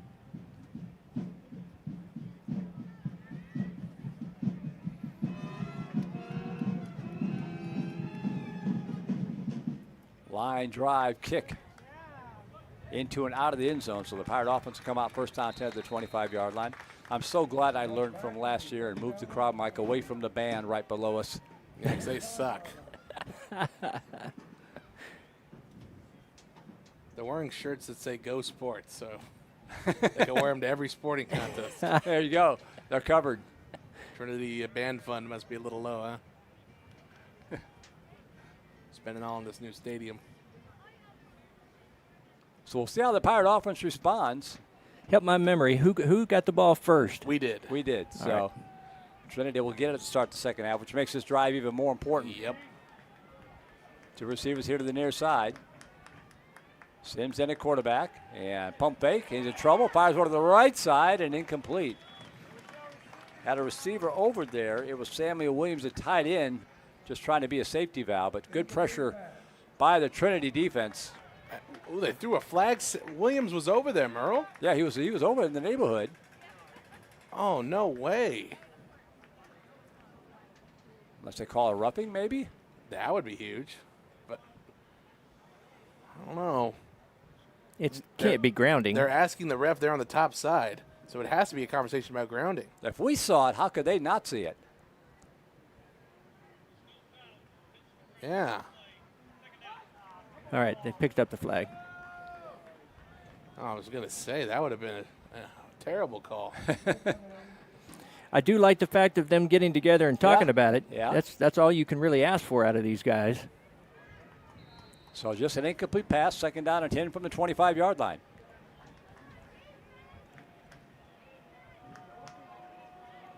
Sims directs traffic. Play action pass, looking. First long pass down the right sideline, a lot of contact, incomplete, no flag.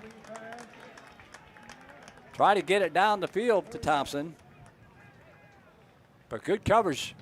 You're covering Graydon Thompson man-to-man, staying with him all the way down the field. That's a good job. He's had 100 yards in each of the past 3 games and hasn't had a catch here today. Been very quiet, but Merle, only 14 seconds have gone off the clock so far. This is not ideal for the Pirates here on this drive. And you're not really in 2-down territory here. No, and Jacob Smith and a quarterback now. 4 receivers here to the near side. 3rd and 10 from the Pirate 25-yard line. Smith, swing pass, right side on the edge. The 25, makes the man miss to the 30, and fumble, ball's out. Trinity comes up with this. This might be a scoop and score. Touchdown, Tigers. Judson Crockett, their leading tackler, picks up the loose football at the 30-yard line. As a Southwestern receiver trying to get yardage after the catch, it was Christian Murray, took a shot, the ball came out, and Trinity scores. That drive went terribly wrong for the Pirates. Well, you had the 2 incomplete passes that stopped the clock, and then you have the fumble, scoop, and score for the Tigers. And we knew it coming in. The defense has put points on the board all year long for their own team, and right there they steal one from the Pirates. Oof. That one hurts. Rhodes on for the extra point.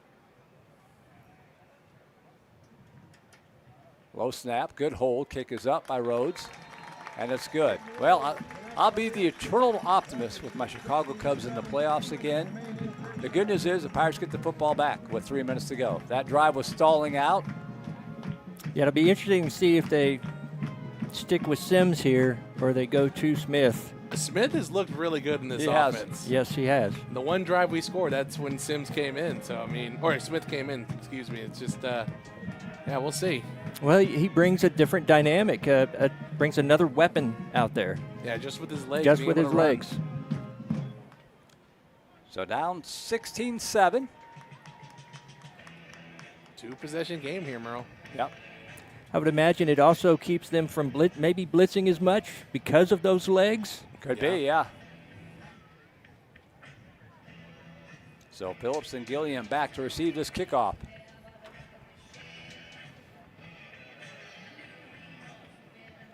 A little bit of Joan Jett for us old guys here.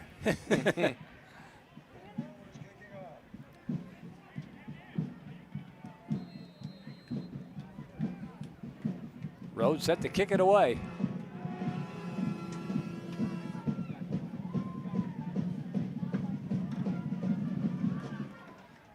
Line drive kick going to be fielded by Gilliam at the goal line. And he'll set up the Pirates at the 25-yard line. No time off the clock. 3 minutes to go through all 3 timeouts and the 2-minute timeout. So you And this drive becomes extra critical, You TJ. have to take time off the clock if you're not going to make a long, sustained drive here. For the Pirates, it's all about this first down play. Got to get yards, got to move the ball, put this Trinity defense on their heels. So Sims leads out the offense. Yeah, it was interesting on the last possession, 3 passes. Yeah. Which shows that we wanted to be aggressive.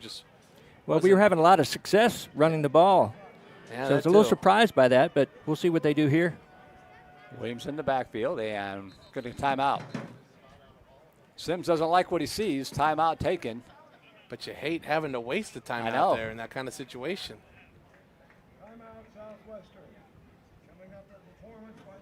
I wasn't looking at the play clock, but was it? I don't think so. So now down to 2 timeouts. You still have the 2-minute timeout. But again, you just don't like to waste a timeout in those kind of situations, just not knowing where this drive can go. And being Merle's eternal optimist, certainly want to make sure your guys are all on the same page. Absolutely, yeah. 23-20, Millsap's leading center. That's in the 3rd quarter. I don't know how much time is left, but 5:35 to go 3rd quarter.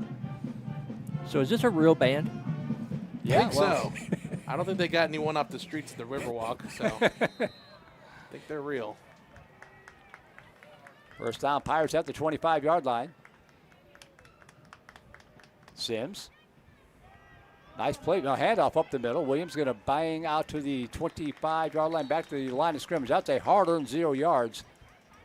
And a timeout taken by Trinity. They sense opportunity here. The clock is still running. A couple of extra seconds came off the clock.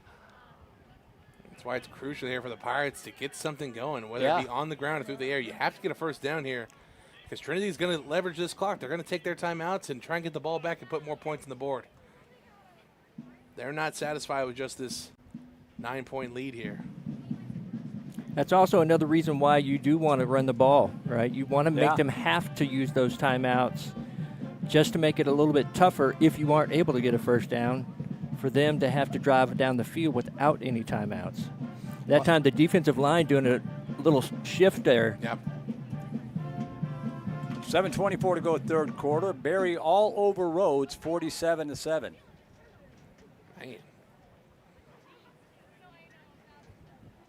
Those are the other 2 games underway in the conference. It was supposed to be Maryville at Swanee starting at 1 o'clock, but I haven't seen a score update for that one yet. Here it's 2nd down and 11. Actually lost a yard in that play. 2nd and 11 from back at the 24-yard line.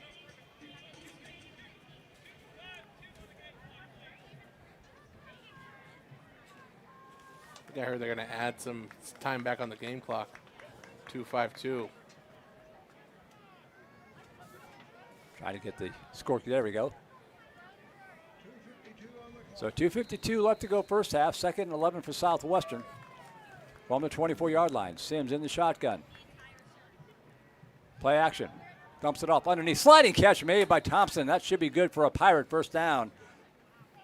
Braden Thompson sliding into second base to bail out the Pirates and keep the drive alive. That was a big pickup. Great throw, great catch, and a wonderful job there just by the offense getting the first down.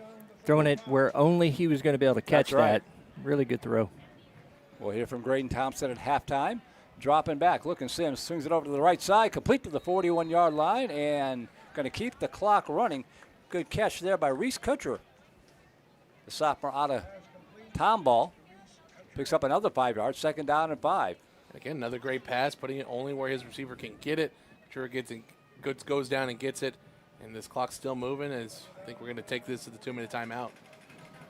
Yeah, the DB jumped on that too. So nice, quick throw out there. Made that catch possible. Well, Chase Lanham, a long school record long of 47 yards in the season opener. So that means you would have to get it down to the Tiger 30 to get it at that distance. And right now you're at your own 45. So you're about 25 yards away from getting into field goal range. Definitely possible, but knowing Coach Mask and how aggressive he is, he wants to put 6 on the board here. Oh, absolutely, yeah. Yep. See here, as we get under 2 minutes on the next play, what they want to do. I think they're going to air the ball out a little more, maybe see Smith come back in the game just so that something Trey said earlier, he can do a lot more with his legs. It'll kind of keep the blitz at bay, and so that will really open up some passing routes for the Pirates. Got an email from old Bob Mask. He says he's attending, so he's in the stands across the way. Oh, my. Says, old Bob here, go Bucks. That's commitment. That is listening commitment. to us too while And listening to attending. us, yeah. Pulling a Steve Bartman. Shout out your Cubs. 2nd down and 5 coming up. No way he can interfere with the play, though. Worst part about having somebody here watching us is that they see it happen and they can see what all we miss. See? Yeah, that's very true. Merle doesn't miss anything. He Oh, doesn't. yeah. 2nd and 5 from the 40-yard line. Sims in the shotgun. 2 receivers to the right, 2 to the near side. Play action again. Good protection. Pass over the center of the field. Incomplete. Man, he had Thompson open. May have thrown it a slight bit behind him, and Thompson got his feet tangled up trying to come back to make the catch. Oh, he had him beat. Had him beat, yep. And almost turned into a pick. But luckily the defender saw Thompson on the ground and got a little crossed up there himself. Another unfortunate break for the Pirates because, like y'all said, he was beat. Well, these things tend to even out. Trinity's had a couple of wide open receivers that didn't connect on either, so. Big 3rd down here, though. 3rd down and a long 4 from the Pirate 41. Sims.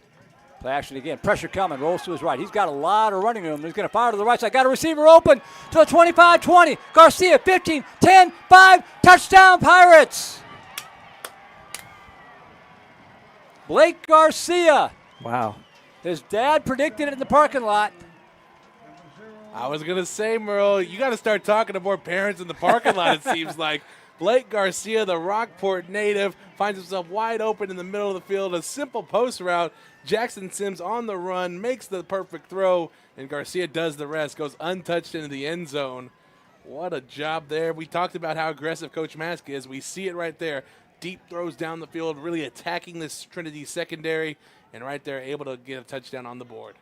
And just a great job by Sims keeping his eyes up Yep. the field because he had lots of room to run for a 1st down. So great job keeping his eyes up. Oh, good job by the holder there. That snap was a little low, and he got it down and allowed Lanham to drill it through the upright. So the Pirates pull back to within 2, 16-14. Now your defense has got to keep them out of the end zone. They've got 143 to work with and 2 timeouts. Yeah, a lot of time left at 143, and actually no more, only 1 timeout because they used the one earlier. Oh, they haven't on taken that- it. You're right. They used the one earlier on that first drive. Right. And then they used the other one to try and stop the clock the second time around. Yeah, they just haven't updated the scoreboard. That's what they get for trusting the scoreboard. Well, we were just talking about how you miss so much things. Miss so many things, That was because McNeil and Vanderkirk right there. You feel the Yeah, tension. yeah.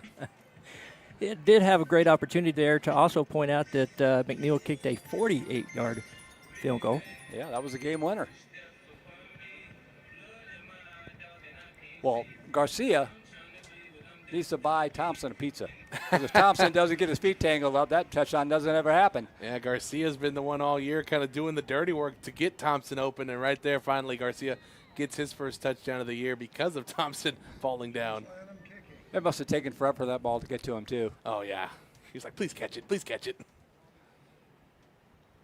Lanham with the kickoff. Going to drill this one back to about the 5-yard line, returnable. Up to the 10, to the 15, up to the 20, to the 25, and stuck at the 25-yard line. Good job on special team for the Pirates by Jude Balderas. So Trinity will take over first down 10 at their own 25-yard line with 1:37 to go. And with 1:37 left, Merle, like you said, this is where Southwestern's secondary needs to really step up. We know how the defensive line has done all year. The secondary has been the big question here on this defense, allowing big explosive plays behind them. For them, keep everything in front of you, stop allowing these chunk plays, and let's go into halftime only down 2. So first down and 10. Tigers from their own 25-yard line. Franklin in the shotgun. Play action, swing pass left side, caught on the edge up to the 30, and shoved out of bounds at the 37-yard line, 32-yard line. Nickelberry on the reception. And Anderson trying to jump the route again to make the play. He That wasn't was able close. to get there. It's a good block by the receiver to just move him enough. That's a great first down play if you're a Tiger fan. They actually give him the 34-yard line, so a 9-yard pickup, second down and 1. And if they keep going to that well, I sure hope we can get one of those jumps. Franklin. Pump fake. Pocket breaks down. Rolling to his left. Throws it up for grabs over to the near sideline. A lot of contact, and what a catch at the 26-yard line. Holy smokes. Johnny Milo again out of the backfield, and the Pirate defender was all over him. Lucky he wasn't flagged for pass interference. Great concentration by Milo. If he would have just turned around, he could have had a play on the ball. That's right. Handoff up the middle. Off the right side now to the 25. Breaks one tackle. And is going to be knocked out of bounds at about the 19-yard line. Milo, who just had the reception, will pick up a chunk there. Going to bring up a second down and 1 from the 20. And not being able to bring Milo down in bounds stops the clock. Minimal time has ran off here. Not even 30 seconds yet. Already in field goal range are the Tigers. They're thinking 6 here. They got time to work with. Jack Kazers checks in at running back, number 33. 2 receivers left. Kaiser goes to motion left side. Pump fake left. Rolling right. And just has to throw that one away. He was getting heat from the backside. He could hear the footsteps coming from by. Second down and 10. Stops the clock with 1:05 to go in the half. And a big third down play coming up here, Merrill. If the Pirates could stop them, just limiting this to a field goal would keep it a 1-score game.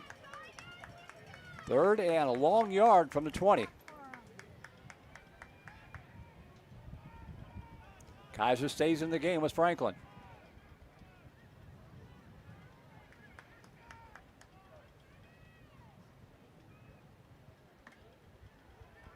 Handoff right side and breaks the tackle, going to pick up the first down. Pirates had him in the backfield momentarily, but he ran through the arm tackle and picks up the first down. Clock moving inside of a minute. Trinity going quickly. They split Tyson Hancock out wide left. 2 receivers split out to either side. Dropping back, looking, good protection. Pass over to the left side and caught tippy toes inbounds at about the 12. Gain of about 6. 40 seconds left on the clock. Again, the secondary just playing soft coverage there, allowing these simple out routes to connect, and they're giving these yards up to the Tigers. They're getting closer and closer to the goal line. Hancock calling that one in. Second down and 5 from the 14.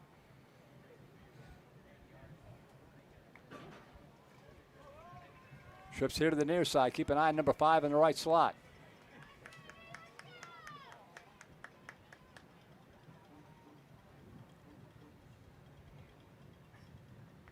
Franklin dropping back. Fade pattern, right side of the end zone, incomplete. Had a step. Trying to get it to Nickelberry in the deep right corner of the end zone, and a big third down coming up again. We sound like a broken record. 3rd and 5 coming up from the 14. A great play call. We've seen Franklin kind of struggle connecting on those deeper routes, especially the ones going away from him, and right there another example of it.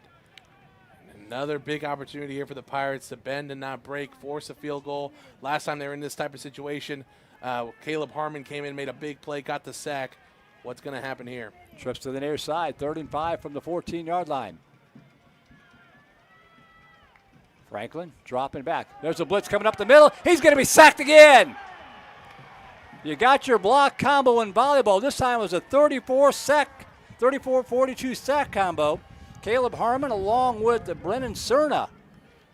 The sophomore-freshman combo, what a play there. Pushes this Trinity offense back a lot more. Looks like they're going to let this clock bleed down.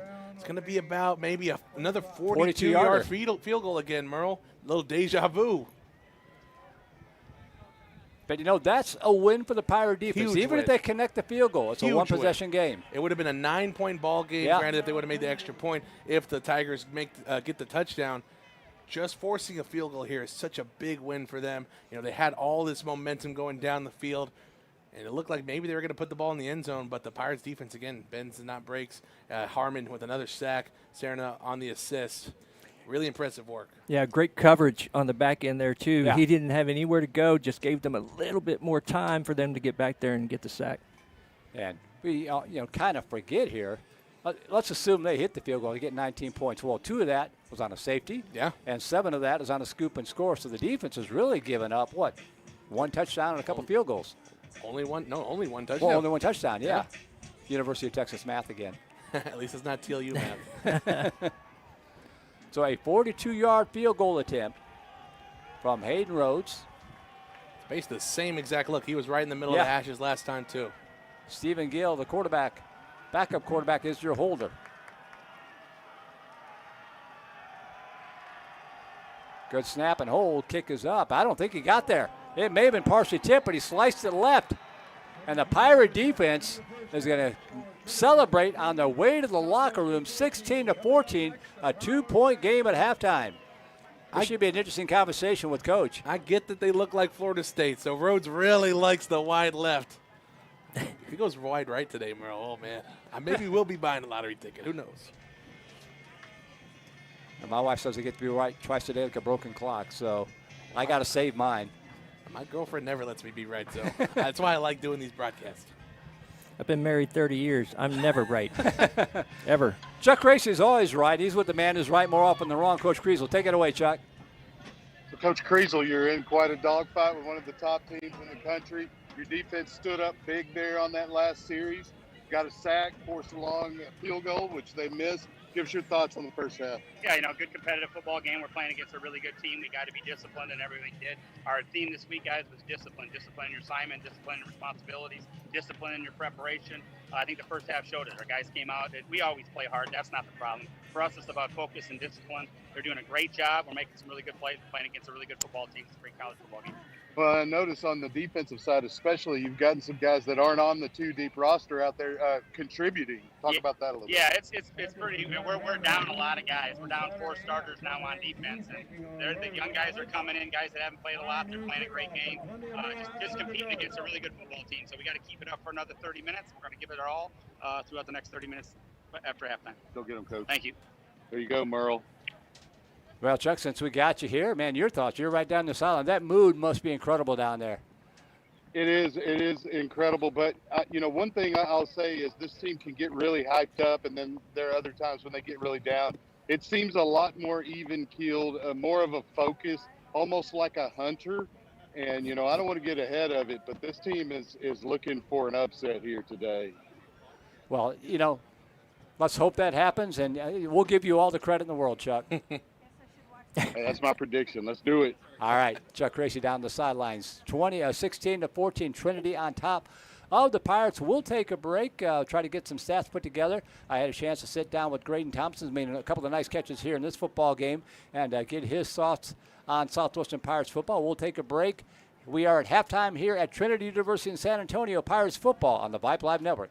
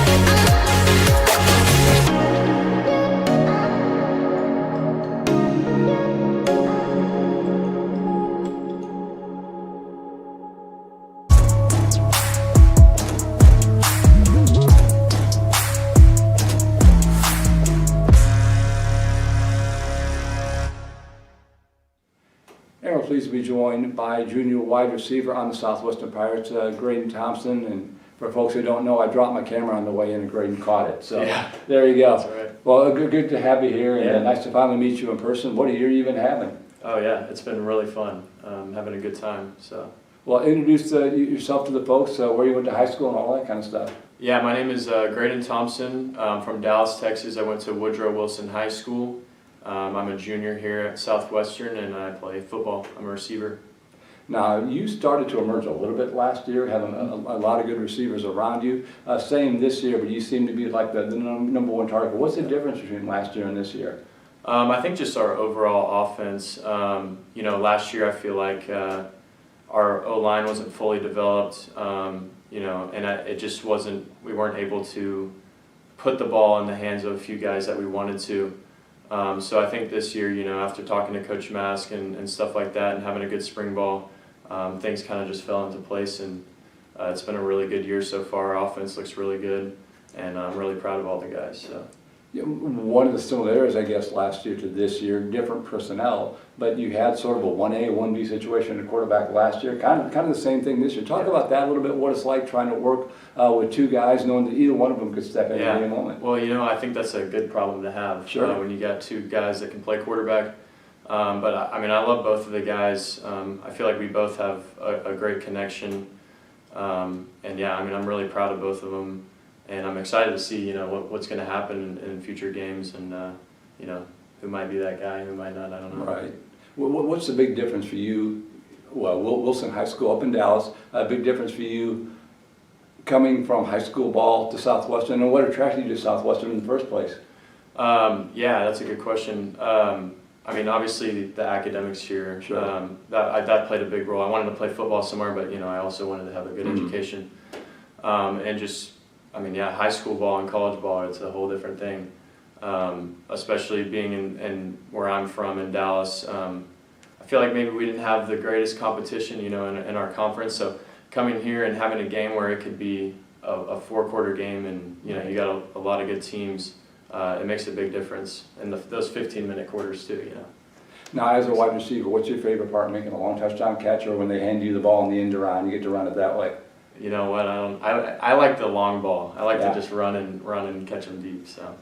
I've always kind of wanted to ask this question. It's going to sound like a stupid question. Mm-hmm. Everybody watches the movies, big dramatic play, dramatic music, all that kind of stuff, and the receiver or the outfielder is making the big catch. What's it like for you? Because obviously you don't have any of that stuff. What's it feel like when the ball's coming? You're behind the defender, all that kind of stuff. To be honest, I don't really know what's going through my head. It's usually just kind of a blackout moment. You just pray for the best in that situation. Yeah. But it's fun.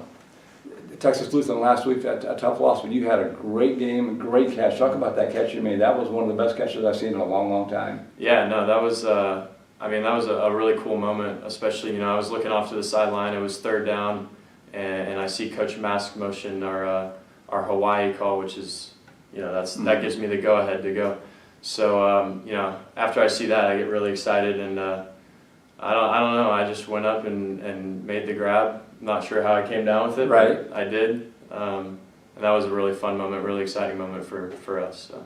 One of the things I've noticed this year especially, last year you were kind of like that big play guy. You would make the big plays and that kind of thing. This year it seems like, and it's probably, I would imagine, it's a part of you being back for the 2nd straight year as a starter, sort of a possession receiver, knowing to come back and help out the quarterback. Talk about that a little bit, that sort of instinct to come back and make those clutch catches in addition to the big plays. Yeah, I feel like there's not much that goes into it. You got to go attack the ball, you got to go find the ball, you got to make plays. I feel like now I'm in a position where I feel a little bit of pressure, not pressure, but I feel like sometimes it's up to me to make a play. Mm-hmm. And I think that honestly helps out a lot. Like, it's up to me, it's in my hands, I'm going to be the playmaker, and it's just instilled a lot of confidence in me, I think. Just knowing that, hey, you're our guy, and we trust you, and we're going to go to you when we can. So. And is it a different mindset? I mentioned at the outset you had a number of really good receivers around you, and you still do, but they're younger. You're the starter. Right. Is it a different mindset, and what are you trying to impart to some of the other guys around you?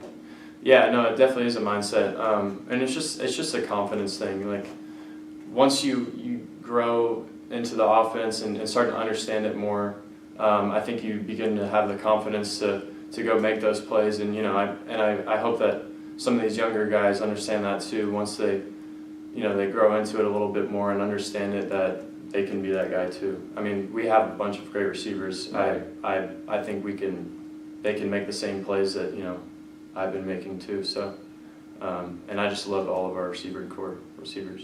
So. Well, you mentioned you wanted to come to Southwestern because of the education part of it, in addition to just the football part. That's one of the my favorite things about D3 football. I know you're just a junior, but what are your plans? Are you looking ahead to life after Southwestern football? Yeah, so right now I'm a business major with a music minor. I don't really have a plan yet. Hopefully, get an internship this summer. But yeah, I'm not 100% sure what I want to do yet. But music is something I'm very passionate about too. So I was going to ask you about that. That's something I've never come across before. What is it about music? What kind of stuff do you like? What do you think about that? I've been playing the guitar for a couple of years now, 3 years maybe, and I've taken a few guitar classes here, and after those 2 years, I said, you know what, I think I want to start doing this a little bit more. Right. So I decided to minor. I don't know what I'm going to do with it, but I just think it's something cool to add to my plate. Well, at least you got the business aspect to go with it. So if you decide to pursue that career or something, or even as a paid hobby per se, you're going to know what you're up to, right? Oh yeah, 100%. Well, anything else that you wanted to talk about? Any shout-outs you wanted to give or anything like that I didn't talk about? Well, I guess we should talk about the game coming up this weekend. That's a big rivalry game against Trinity. Yeah. I think we're really excited. I mean, it's been good that we had this bye week. I think we all needed it. And we've just been preaching to the guys that this is a bye week, this isn't an off week, and we got to take full advantage of that because Trinity's a good team. So, but I think I feel really confident in us in these upcoming weeks. So, is it tough to have to sit around? The bye week's always good to get kind of healed up and that kind of thing. But is it tough coming so close and have to sit around that extra week and wait to get back on the field? Yeah, I mean it makes you itch a little bit. Like you want to go play, but. No, I think it's been a good week. It's been a good thing. We go out and we've had good practices so far, and no, I think everybody needed to rest up this weekend. I know a lot of guys. We've had a lot of injuries too, so bye week gives them a chance to come back, heal up, and get ready to go. So it's been good. Well, like I said a moment ago, any shout-outs you want to give? Anything else you want to touch on? Yeah, shout out to my mom, my dad, Melissa, and Bart. Love y'all, and thanks for all the support. Well, it's been fun watching this year. I hope you stick around for next year. Got to get through this year first. But it's been great watching you out on the field, and good luck the rest of the way. Thank you. Thank you, sir. Junior wide receiver Graydon Thompson, a guest here. We'll take a break and be right back. You're watching Southwestern Pirates football on the Vype Live Network.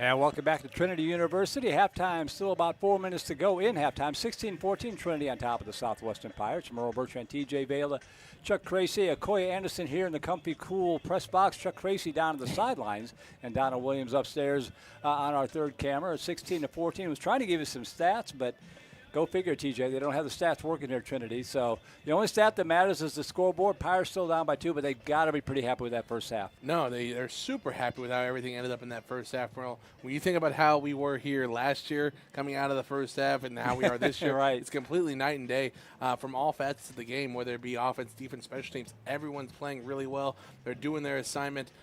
Just a couple hiccups, whether it be that fumble that turned into a scoop and score for Trinity, that safety that gave Trinity 2 points, whether it be any of those things. I mean, the Pirates have overcome it. It's a 2-point ball game, and really now it's anyone's ball game with 2 quarters left to play. What we can do is get you some other scores from around the league. At the half in Tennessee, Maryville leading Swanee 26-7. The Pirates will take on Swanee next week at Brokoback.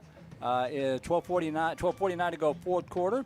Yeah, what a ball game. Millsaps and Centre College, 36-35. Millsaps on top. Millsaps has not been good over the past few years, but they are off to a good start in non-conference play and leading a good Centre team. Yeah, it's going to be an interesting contest for the Pirates. We don't want to look too forward, obviously, but the Pirates are going to have to travel over there to Millsaps in Kentucky, and it's going to have to be by bus. Southwest messed up our flight, so it's going to be an interesting contest, I think, for sure, in a few weeks.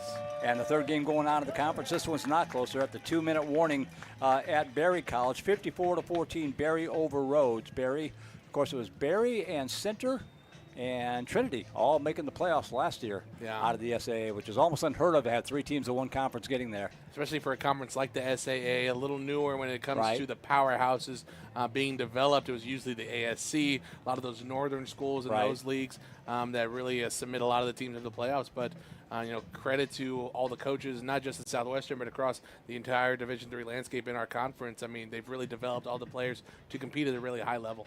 And, of course, what did they do? They add Maryville College, which made the playoffs as well last year. So 4 playoff teams. It's going to be an interesting conference race. But the Pirates, if they could play like this consistently, they're going to be in the middle of it. I would love to get the upset win here on the road in San Antonio. And for the Pirates, really, it comes down to what the head coaching philosophy is with Coach Griesel. Take it one play at a time. He's not a guy that likes to look too far forward. And for him, he knows that in this game, against a team like Trinity, we've only beaten twice in our history so far. Right. It's something that you can't look too far ahead. We're down 2 here. Take it one play at a time, do your assignment, and everything will fall into place. And, of course, the Pirates' defense will be on the field to start the second half. Trinity will get the football first. So, would love to see the Pirates come out here, get a stop, get the football back, and try to drive to take the lead. Difference in the ball game, that safety that Trinity got in the first quarter after the punt pinned the Pirates down inside the 10-yard line, a sack in the end zone for a safety. That's the difference in your game right now. No, it really is. And then the scoop and score, too. I mean, when you think about the offenses and what they've done to score, it should really be 14-7, the Pirates up. But that safety and the scoop and score put the Pirates down. SUPiratesFB@gmail.com. If you want to give an email shout out to your favorite player on either side, SUPiratesFB@gmail.com.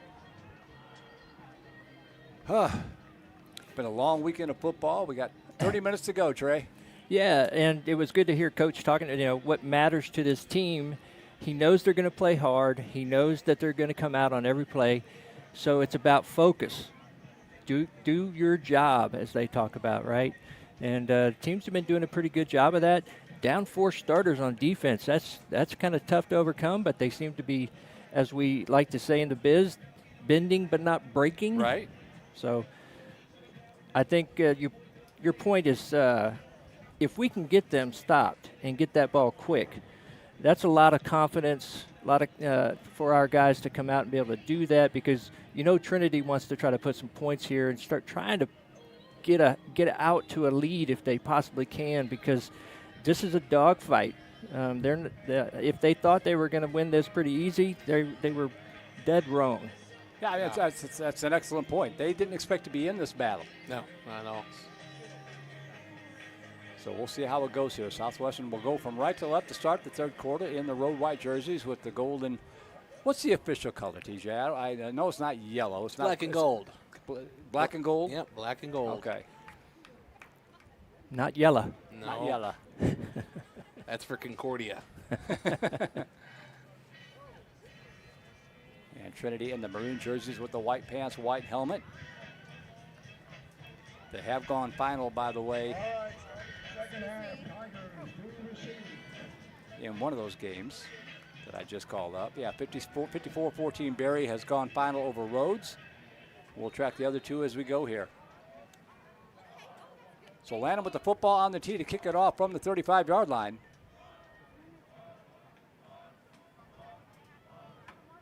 And away we go in the second half. And the kickoff is going to sail back near the goal line. They're going to bring it out to the 5, to the 10, up the near side of the 15 to the 20.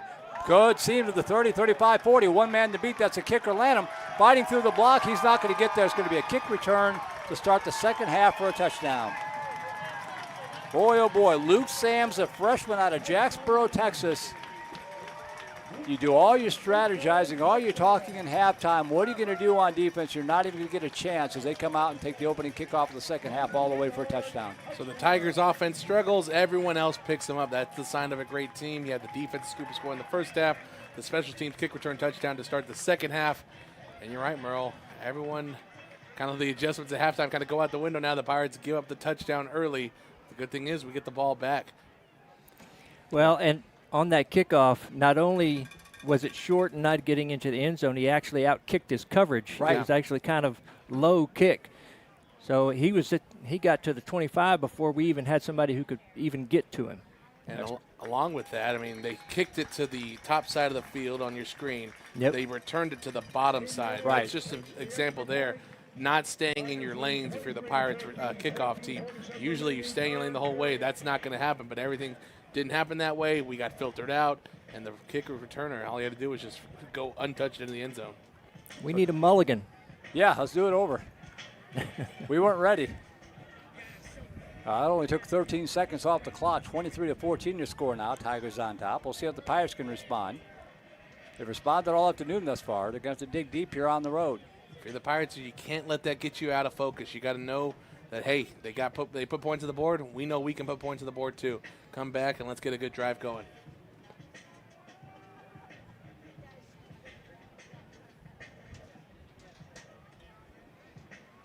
Beautiful day here in San Antonio. Temperature has increased to 88. Inside the booth here? Yeah, right? Rhodes with the football on the tee. I wouldn't mind returning one the other way. We would definitely go to Vegas if that happens. A return for a return? I'm down. It's going to be a short kickoff over here to the near side. And Phillips going to fair catch it. I'd like to see him Didn't he want to take try? that one. Yeah. Yeah, he had about 20 yards the other way before there were any purple shirts. Yeah, when they call fair, when it's like that, it seems to tell me that he was told that if he's inside the 10-yard line, yeah. just call a fair catch. Let's take the 25. Center has gone back on top of Millsaps 37-36, with 7:36 to go, fourth quarter. Smith is out there, Merle. Yep. Is it 7? Yeah.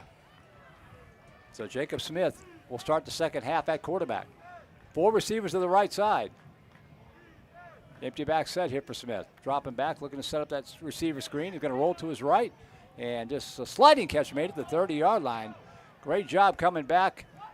There's that guy again, Blake Garcia, his third catch of the afternoon. Tigers are saying hit the ground, but they're going to give him the catch. Yeah, there's no replay review here in D3, Merle, so the Pirates going to get that one no matter what. I thought he had it. I thought he got his hands up underneath it. Good job by Garcia doing exactly that. Pick up a 5, second down and 5 from the 30. Smith with trips here to the near side. He's going to run it all around the right side. He is going to be, tripped up at the 32-yard line. Beautiful open field tackle. He had a ton of running room in front of him. Man, oh man, is that 25 on the? Yeah, that was number 25 right Dorian there making Hill. the tackle. Unfortunately for the Pirates, because you're right, Smith had a lot of green grass in front of him. Same formation. Let's see if they try the same play to the left side. Nope, he's going to try it to the right side again. And he is not quite going to get there, I don't think. Going to depend on the spot, but he's a yard shy. Now what do you do? Fourth down and 1 from your own 34-yard line. Do you roll the dice here? It looks like the Pirates are going to roll the dice. I mean, you're going to risk giving the ball back to Trinity with great field position.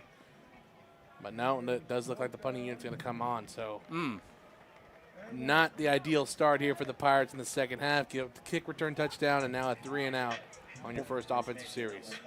Boy, Dorian Hill bailed out his Tigers that time because that would have been a first down on that second down play. I think I would have gone for it there. I'm kind of thinking so too, but I understand the being conservative. good snap back and good high booming pump from Lana. Holy smokes. Fielded at the 6-yard line. They're going to try to return it up to the 10, to the 15, to the 20. And knocked down there at about the 27-yard line. Ran right over Brian Cerna, but Cerna hung on to make the tackle. I'd say go for it, but after last night with Vandergrift getting denied on about 4 fourth down and ones, I kind of see why. Still early in the PTSD. contest. Still early. They got a lot of time left. Yeah. That's just trusting your defense right now, too. They're saying they're going to get the ball back to us really quickly. So first and 10 for the Tigers at their own 28-yard line. 13:01 to go third quarter.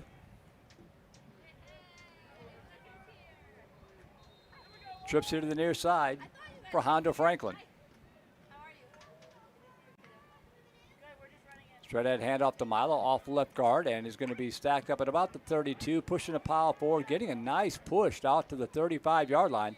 4-yard pickup turned into a 7-yard pickup. Second down and 3 coming up.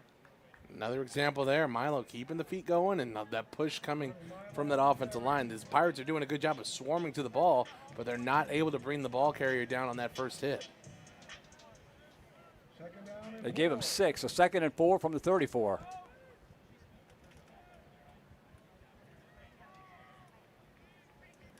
Franklin, handoff right side this time, and he's going to shed some tackles. Bounces to the outside to the 45 to the 50 to foot race up the sideline, and finally shoved out of bounds. And now some pushing and shoving. A flag comes in after the play. The running back's pushing the defender same time. Right. You can't call something like that. That's just showing you saw it late. Adrian Huerta on the carry to pick up the first down. They're probably going to tack on a few more here. I mean, what are you supposed to do? The running back was stiff-arming him, too. After the whistle, yeah. Oh, they're calling a face mask. After he ran out of bounds? Oh, my wow. goodness. I love to give the officials the benefit of the doubt, but today there's been some very questionable calls. So that'll set up the Tigers at the Pirate 15-yard line, and the Southwestern defense has their backs against the wall here, have to come up with a play. You know, we were talking about food upstairs. That sounds like looks like a little bit of home cooking. No kidding. Trips wide to the left, one to the near side. Dropping back, looking, pump fake, fires right side, caught. Breaks the tackle to the 5 and into the end zone, Tigers. Boy, they came out on fire. Alejandro Tabarez with the reception. And they're going to score 16 points here within the first 2 or 3 minutes of the half. And it was the same play call that we saw late in the first half, just a simple slant right over the middle. Tavares beats his man-on-man coverage, and he gets the tackle missed, goes in the end zone for the touchdown. Yeah, that's something we hadn't seen in the last couple of games, but quite a few missed tackles today coming out of the bye week for the Pirates. Rhodes on for the PAT. This good snap and hold. Kick is up. And it's good. So 11:52 to go third quarter. What was a 2-point deficit has swelled to a 16-point deficit in less than 3 minutes. And now it's imperative for the Pirates, especially the senior leaders, get everyone together on the sideline and say, hey, guys, this game's not over. We have a lot of time left. Two-possession game. Yeah, let's get a drive going here offensively, put points on the board, and let's get back into this game. Yeah, it'd be interesting to hear from Chuck on what the sideline attitude seems like. He was talking about they staying even keel, which is what you need to do. Hopefully not getting too down over there and staying supportive of one another and giving each other confidence to get back out there. There is a lot of that. There's a lot of come on guys, let's get our heads in it, let's focus. That type of language. Coach Carr as mentioned just moments ago by one of you, wrap up was his message. Age-old football detail. Yep. You got to wrap up. Kickoff from the 35-yard line. And it's going to stay to Phillips at the 8, up to the 10. Straight ahead running up to the 20. And he spins free out across the 25. Bounces out to the 29-yard line. Nice return there from Devin Phillips to set up the Pirates first down 10 to the 29-yard line.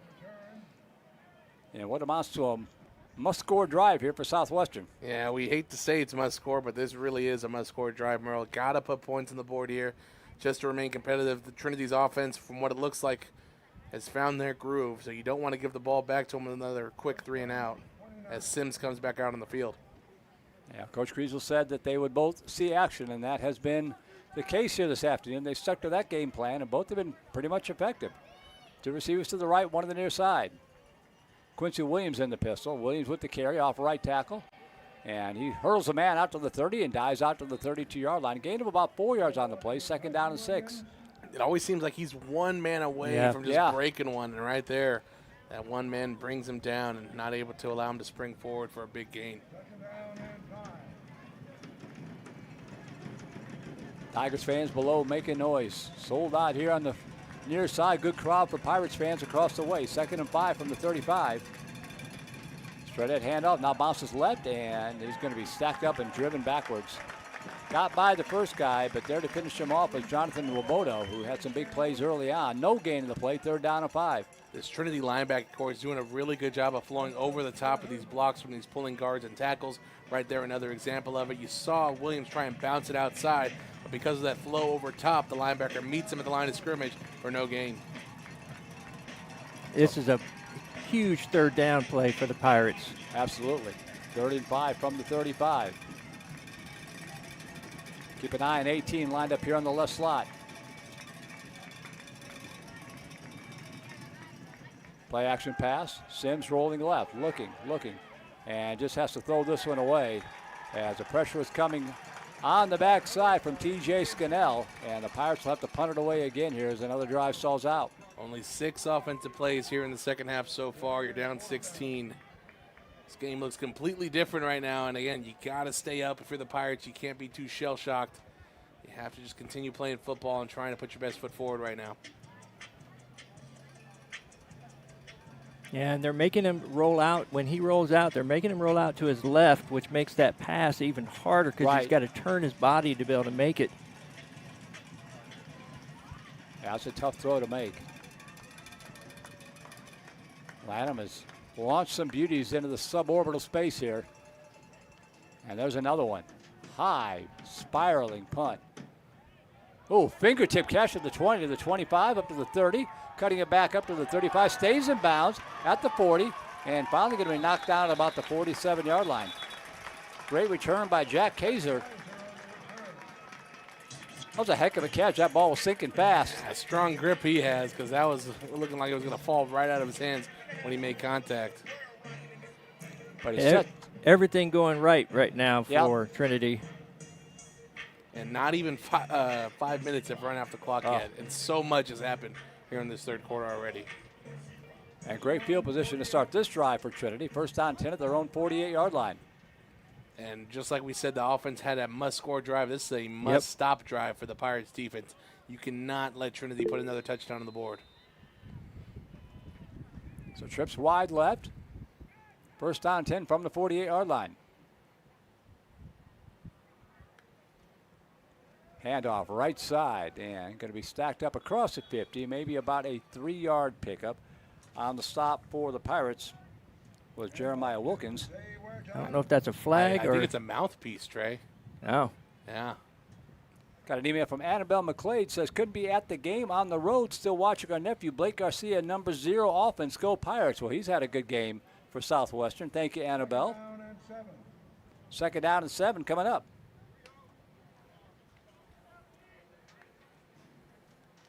Handoff left side, and nice inside the 45 into Pirate territory inside the 40. Rumbles all the way down to the 35-yard line. Hard running from Zadrian Huerta, and a flag comes in this time.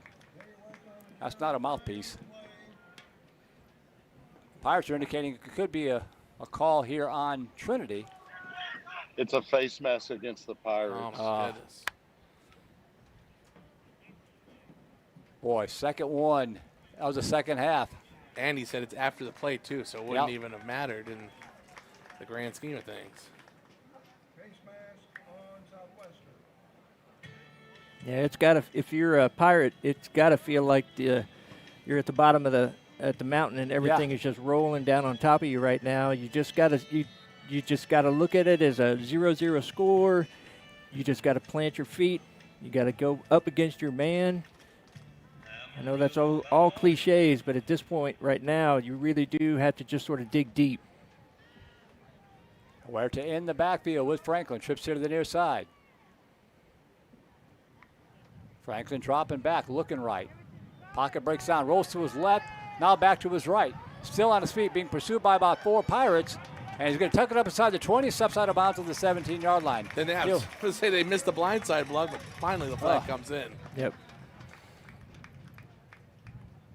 And two fouls here. He threw the flag and he threw his hat, or his hat got knocked off. What a job by Franklin to keep himself alive. He was almost sacked about 3 times in that play. Very shifty in the pocket. He doesn't want to get sacked again. He's seen multiple times what this defense can do.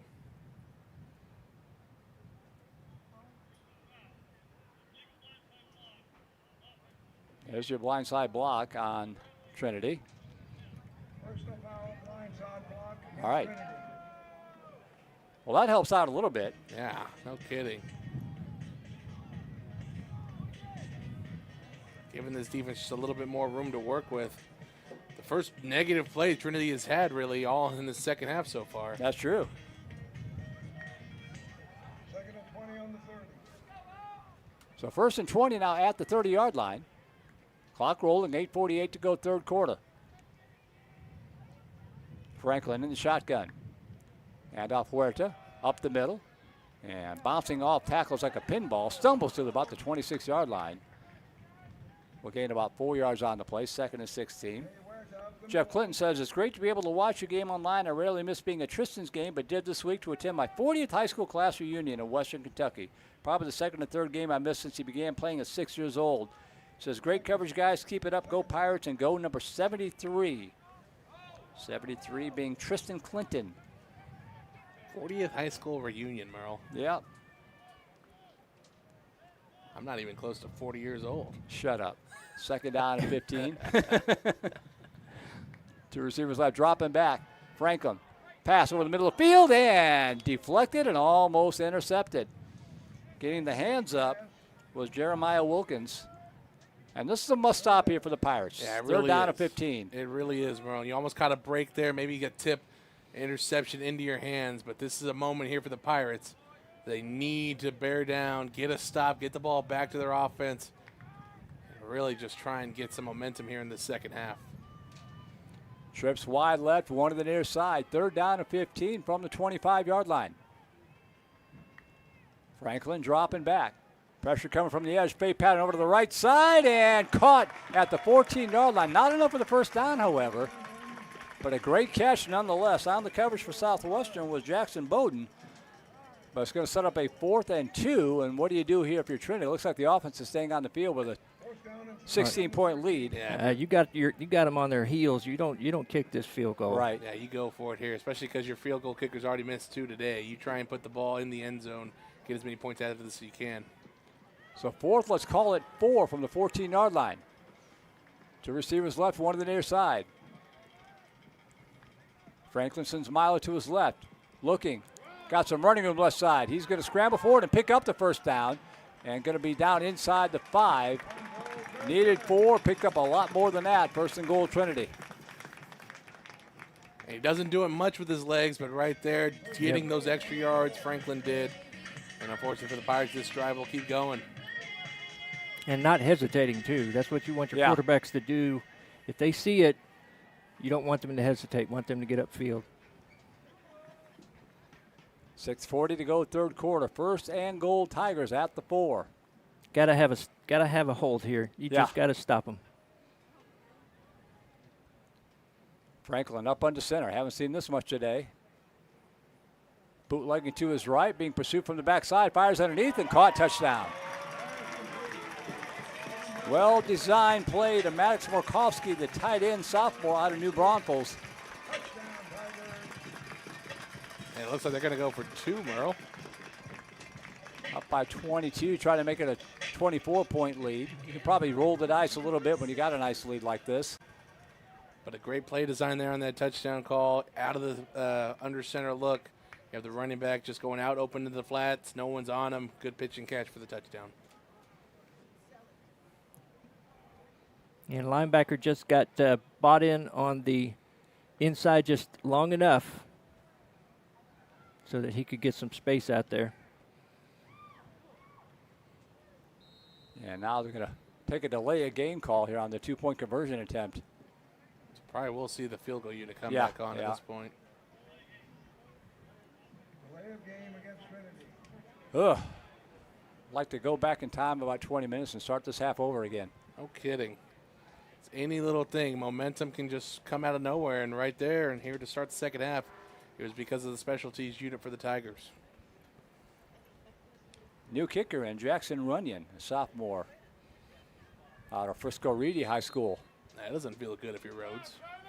Right?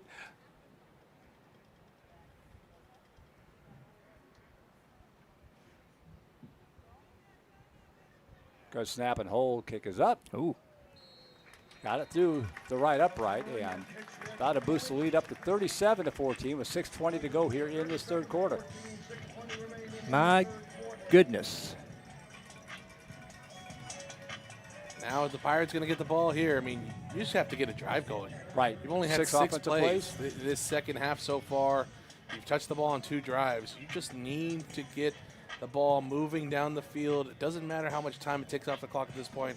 You just need something to spark a little bit of momentum on your side to show you that, hey, we're going to cut down this lead. Our defense is going to make another stop, and then we're going to get the ball back and put it in the end zone again. And at that point, it's a one-possession game. Anything can happen. Yeah, I mean, you can't score 23 points right in one play. So if I'm the coaching staff, I send Smith out there. Just try to change things up a little bit. Just especially if he's successful, then you might start getting some confidence back in the guys. Just to do something a little bit different. And how different this half could have looked if Smith gets that first down on that third down play. Yeah. That one tackle kind of changed the whole trajectory of this quarter. And the kickoff going to sail to Phillips. He'll fair catch it at the 6-yard line. So the Pirate offense come over first down and 10 at the 25-yard line. 6:20 to go third quarter. 5:54 to go third quarter in Tennessee. Sewanee trailing Maryville 33-7. And in Kentucky, it is Center still leading Millsaps 37-36 with 44 seconds left. Not sure who has the football. I think Center has the football. So the Colonels looking like they might close it out.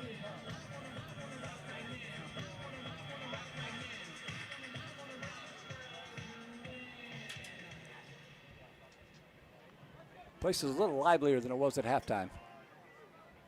Well, the band stopped playing. Yeah, they left. Oh, nice. Sims, handoff up the middle. Nice hold this time out across the 30 to the 34-yard line. Hard running there. 9-yard pickup for Quincy Williams. Tyson Williams on the carry.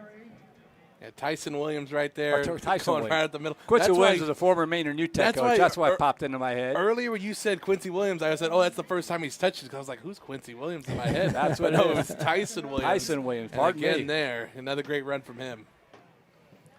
2nd down and 1. And give it to him again. I'm just going to say Williams out to the 36-yard line. Good for a first down. And that's all the Pirates need right there. Just get a first down. Just move the ball forward. It takes a lot of pressure off this offense if you can just get a first down and get a drive going. Center hangs on for a 37-36 win over Millsaps. That's big for the conference. Smith comes out. He's got an empty back set. Trips wide right, one to the near side. Sends Phillips in motion. And he's going to take it himself up to about the 40-yard line, 39, 40-yard line. Gain of about 2 yards on the play. I like having Jacob Smith on the carry. Devin Phillips lining up as a wide receiver. He's a good athlete. Williams has done such a good job at running back. Phillips isn't getting a lot of touches at running back. Get him out there where he can possibly get the ball. Yeah, he's one of the best receiving backs that the Pirates have. And, you've said it already. He's so athletic. He played baseball, basketball in high school there down in Rockport. And so he's proving it here and just lining up in kind of that slot position. 2nd down and 8. Smith caught to Garcia out to the 45 to the 46-yard line. Going to set up a 3rd down and 1 from the 46-yard line. 4th catch of the afternoon for Garcia by my count. Talk about slicing through the coverage right there. Garcia just finding the open spot in the zone coverage, settling down into it. Good throw by Smith, finding him. And now 3rd and short here. Do you put the ball on the ground with your quarterback, give it to Williams, your running back? There's a lot of possibilities here now. And it's 2-down territory. Oh, at yeah, this point, I think for so. Sure. 3rd down and 1 from the 46-yard line. Smith, straight ahead handoff, and we'll have the 1st down. Williams pounds it out to the 49-yard line. Needed 1, picked up 3. 1st down Pirates. The great example, just getting the 1st down, having urgency, and getting the ball moving. 3:45 to go 3rd quarter. Pirates back on the move, really for the first time this half. 1st down 10 at their own 48-yard line. Trips are 4 receivers wide right. Smith dropping back. Pressure coming from the edge. He's going to step up and bounce to the outside of the 45 to the 40 to the 35 and scampers out of bounds. Escorted out of bounds by Judson Crockett, but a nice pickup for Smith. 1st down Pirates at the 34-yard line of Trinity. Similar to what we saw Franklin do on the last drive for the Tigers. There, Smith just says, no one's open. I'm going to run it down the throat of the defense. Gets a great gain, another 1st down. Say stepped out at the 33, so an extra yard on the play. 1st down and 10 Southwestern to the 33-yard line of the Tigers. And Smith goes out. Sims comes right back in. Sims and Baylor have been the combination in the running backs coming in, so that'll be interesting looking forward. Low snap. Get the handoff up. Low fumble. Ball's out. Another scoop here to the near side. Here he goes again. 25-20, 1 man to beat. He will take it into the end zone. Touchdown. Judson Crockett, I think that's his 2nd scoop and score of the ball game. It is, Merle. It is. And I tell you what.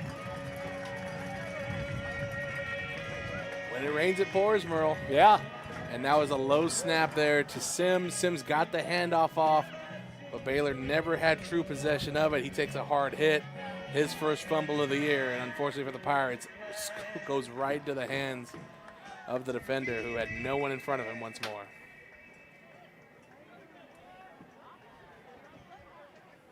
Boy, you had a good drive going, too. Extra point attempt is good. 2:30 to go in the disastrous 3rd quarter. That must feel, if you're a Southwestern, like it's never going to end. 28 unscored, unanswered points, Merle. And it's all in 1 quarter. We're not even done with the 3rd. That's just crazy to say, too, because it's only been 2 offensive touchdowns. Yeah. It's been a kick return to start. Defensive touchdown right there. Pancaked in, bookended in by 2 offensive touchdowns. Oh, that's tough.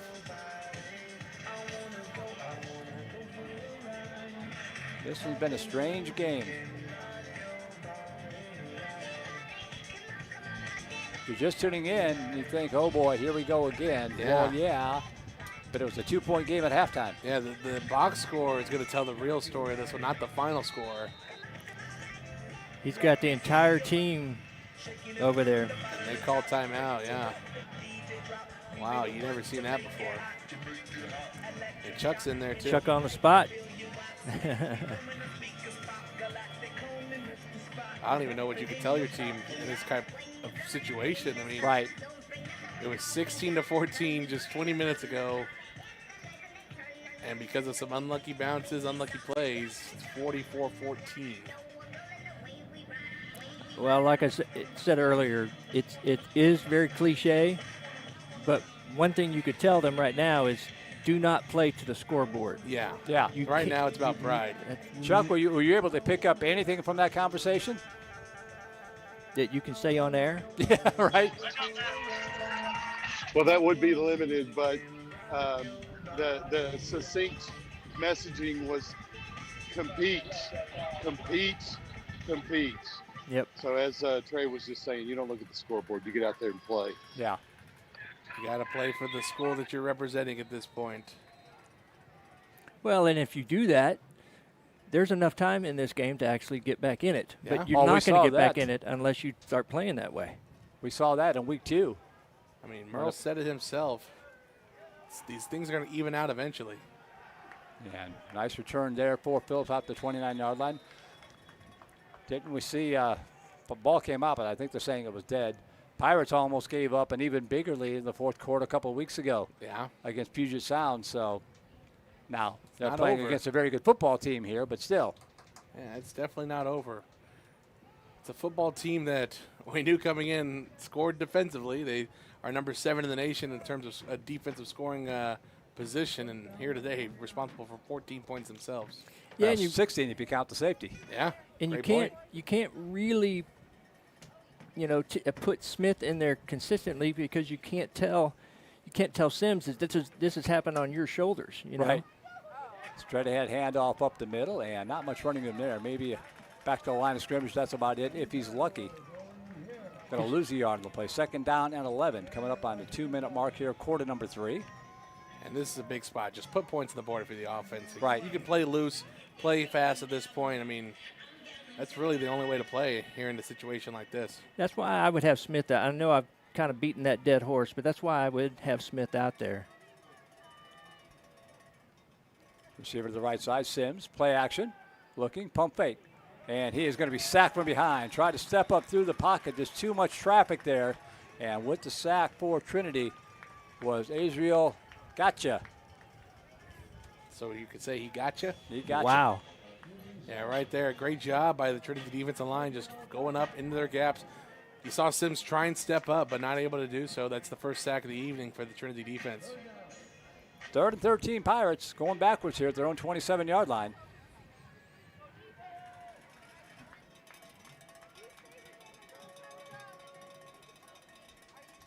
Dropping back, Sims sets up the screen pass, and was it deflected and intercepted, or does it hit the carpet? It's going to be incomplete, I believe. Yeah, hit the carpet right there, number 94. Zach Scarborough just read that one perfectly. He was on the running back the whole time, and there was nowhere for that play to go. Scarborough bats it down, incomplete. So the punting unit coming on again here. Lanham set to kick it away. 2 guys back deep for the Tigers. Nickelberry number 5 and Cajun number 33. I start thinking of the game last year, Merle, and where we were. I mean, we didn't score a touchdown until like the last few minutes of the fourth quarter. And feeling in that game how we felt, this one almost feels a little worse. Yeah, I agree. Caught at the 18-yard line of the 20 to the 25. Nickelberry, good open field tackle. Well done that time by Braden Templeton, the freshman out of Round Rock. Talk about competing. Templeton, we haven't said his name all year so far. Templeton could get himself a spot. You keep playing like that. So first down, Tigers at their own 26-yard line with 53 seconds to go in the 3rd quarter. I mean, you might say that's the first positive play we've had. I don't think you'd be wrong. Yeah, you had the few runs by Williams on the last previous drive before the last, and that was really it. Great job there by Templeton. This is the farthest back we've seen this Trinity offense start. So first down and 10 for the Tigers at the 26-yard line. Hand off right side, little juggle there on the exchange, but they get the exchange and now bounces off a tackle. The 35 to the 40, 45 to the 50, and knocked down finally at the Pirate 42-yard line. And that was Jackson Williams. He had another running back, a senior out of Manor New Tech. The missed tackles that Trey alluded to earlier, another example of it right there. They had him stop for a 4-yard gain and pops out for more of a 25-yard gain. Yeah, the physicality just needs to ratchet up a bit. You got to play with a little bit more anger, I guess, if for the lack of a better word, just some with intensity so that you play a little more physical. New quarterback, and this is Welker Horn, wearing number 8. Handoff left side to the 45 and going to be flung backwards at the 43-yard line. Good open field tackle that time by Jeremiah Wilkins. So the new quarterback, Welker Horn, a freshman out of Lubbock. And that is going to be the end of quarter number 3, and Thank that one God. couldn't come soon enough. A 28-point explosion for Trinity. Kickoff return started. Scoop and score. What a mess, Chuck. Come again? I said, what a mess. What a disastrous third quarter for the Pirates. Hopefully they can turn around here in the fourth quarter. Well, and I'll just echo what the little bit I heard from Coach was, you guys had a great first half. Get out there and compete. Just ignore what's happened in the third quarter and play to the best of your ability and see what happens. At the very least, you come out feeling proud about the way you played. Yeah, that's a good point because, you've got a lot of football left to be played here. We've got more than half the season after today. A lot of winnable games on the schedule, so hopefully can get the win. Hopefully win this fourth quarter is what I meant to say. We talked about it earlier in the broadcast. We won the first quarter. It was really good. I think the second quarter, very even. Third quarter went to the Tigers, obviously, and now win this fourth quarter, get at least a moral victory out of it. I mean, obviously we want to be positive. There's still a chance here that we can come back. If they can score 28, who's to say we can't score 28 in the quarter? We just need some things to go our way, and it starts right now with the defense.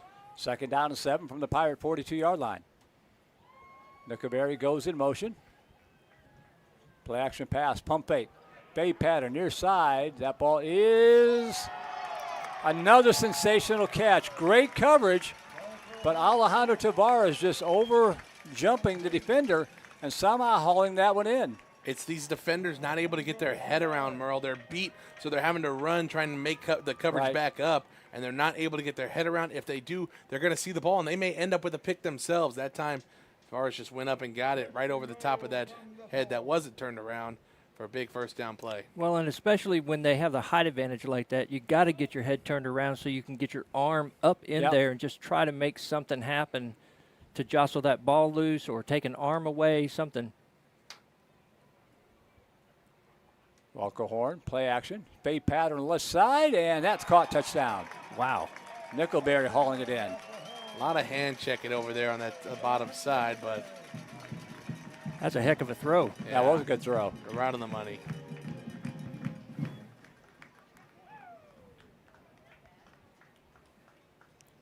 So the Tigers have hit the Trinity, the half-century mark here. As Jackson Runyon on for the extra point. Oof. I know we don't have them, Merle, but I would like to see the stats because even with the score and how it is, I feel like from a statistical perspective, the teams are super close. Yes, they've had 4 touchdowns on the board offensively at least, but from the running game, especially in the first half, it just seemed like the two teams are very even. So I don't know. I'd like to see that after the fact. That kickoff return to start the second half, that feels like it just took a lot of wind out of the sails. Yeah. True game changer. And then that tackle made on that third down play that didn't allow us to get that first down. Trinity gets the ball back quickly. They put the ball in the end zone quickly. All compounds on one another. I always use, TJ's probably too young to remember this, but Trey will remember. I always use the Wile E. Coyote analogy. Wile E. Coyote would chase a roadrunner off the cliff, and he would be hanging out midair, and he would be fine until he looked down, and then he would fall. And it felt like that kickoff return is when the Pirates looked down, and that's when they fell. They just have not been able to recover from that here in the second half.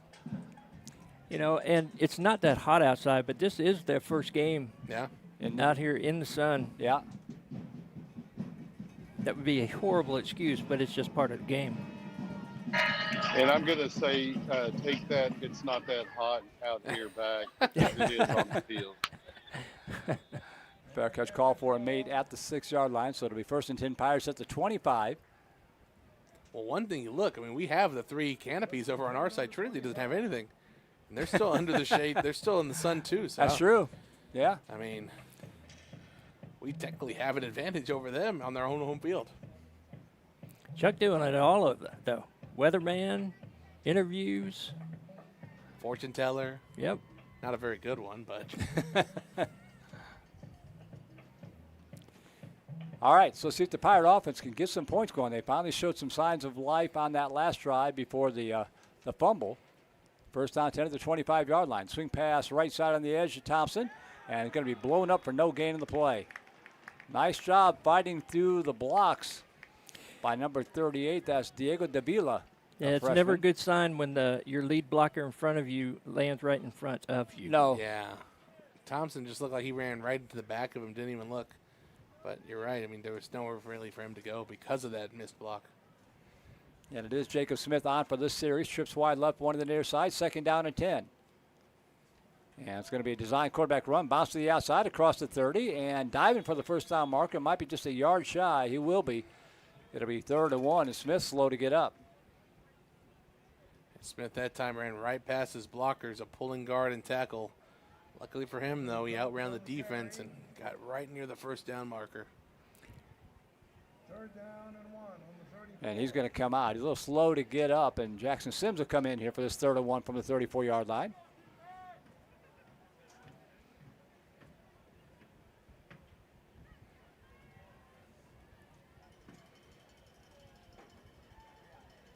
Straight ahead handoff.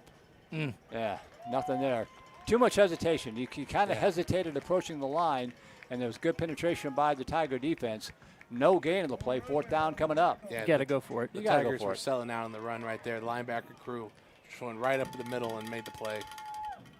Punt accomplishes absolutely nothing here, so the Pirates will stay on the field and try to pick up this yard. 4th and 1 from the 34-yard line. I'm having the shakes after last night. Seen this way too many times.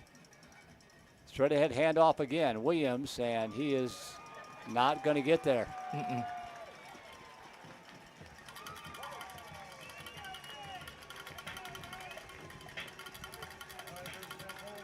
mean, we can say up here, you got to play inspired. Down there, it's hard. Yeah.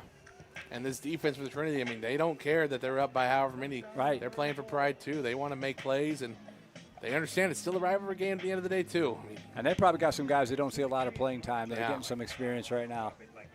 You already see the backup quarterback here, Welcome Horn, in. He's been in for 3 drives now. And he comes back out talking about Welcome Horn, the freshman out of Lubbock. 1st and 10, Tigers at the Pirate 34-yard line.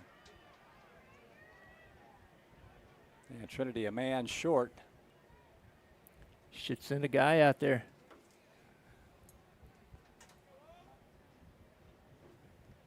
Horn, low snap, plucks it off the carpet, handoff right side, inside the 30, and all the way down inside the 25 to the 24-yard line. Jackson Williams, the senior running back. Another nice pickup. 1st down at the 22. And the push from this O-line from Trinity is just getting too much now on this defensive line for Southwestern. A lot of younger guys out there right now. It's not the starting crew you saw, but this Tiger O-line doing a really good job moving their line of scrimmage. Likely an advantage because it's fresh legs. Yeah. Makes up for maybe some talent discrepancy. 1st and 10 at the 23-yard line.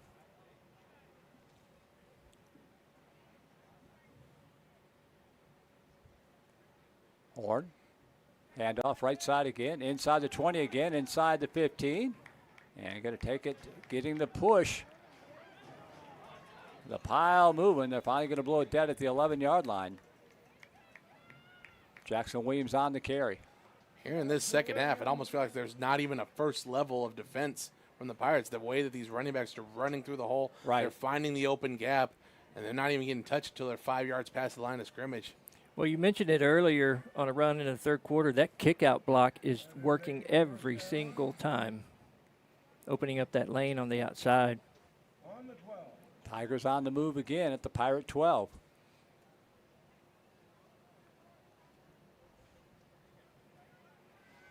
Two receivers here to the near side.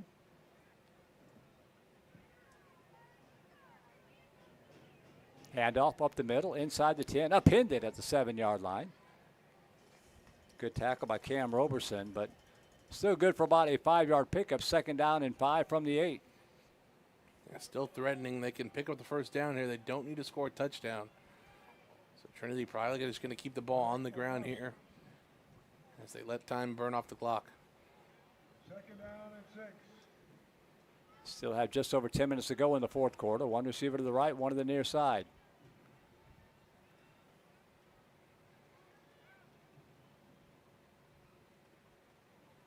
Horn Handoff up the middle, following his blockers, pushes inside the 5 and dives down to about the 3-yard line. Just some smash mouth football here. We're going to run it, see if you can stop us. And the Pirates know they're going to run it. And they Yeah. haven't been able to stop them so far here in this second half. Well, they're definitely not selling out on the run. They're still having some, at this point, since they're so close to the goal line, it will be a little bit tighter here. You have some PTSD from some of those other earlier goal line passes from the Tigers. First and goal from the 3.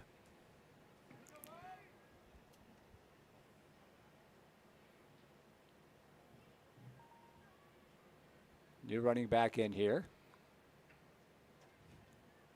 Gets the carry, and he's going to scamper into the end zone. Touchdown. Just no resistance by the Pirate defense. Jason Love.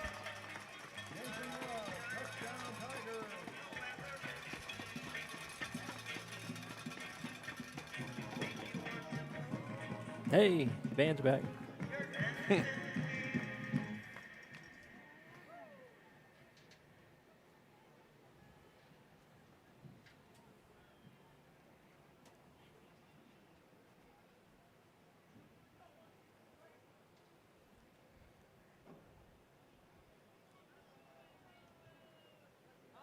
And the extra point attempt is up and good. 9:13 to go. You know, it's interesting.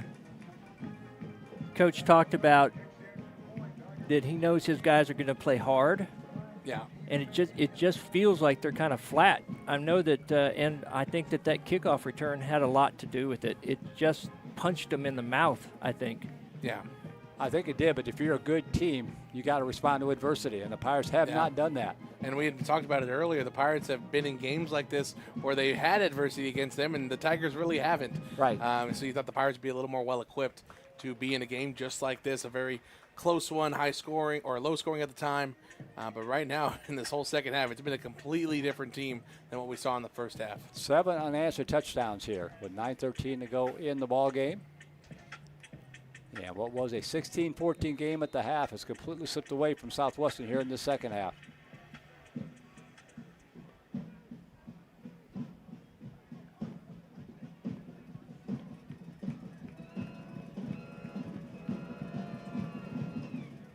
Short, high kick to the far side. Going to be fielded out to 12, up to the 15, to the 20. Bounces near side. Phillips out across the 25. Good return out to the 29, maybe the 30-yard line. And the Pirate offense will take the field first down and 10 with 9:05 to go.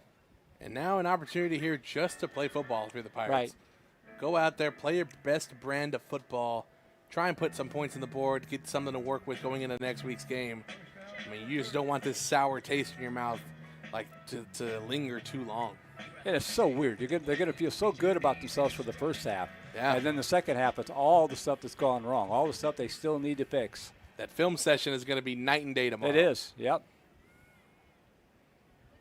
They give them the 30, first down and 10.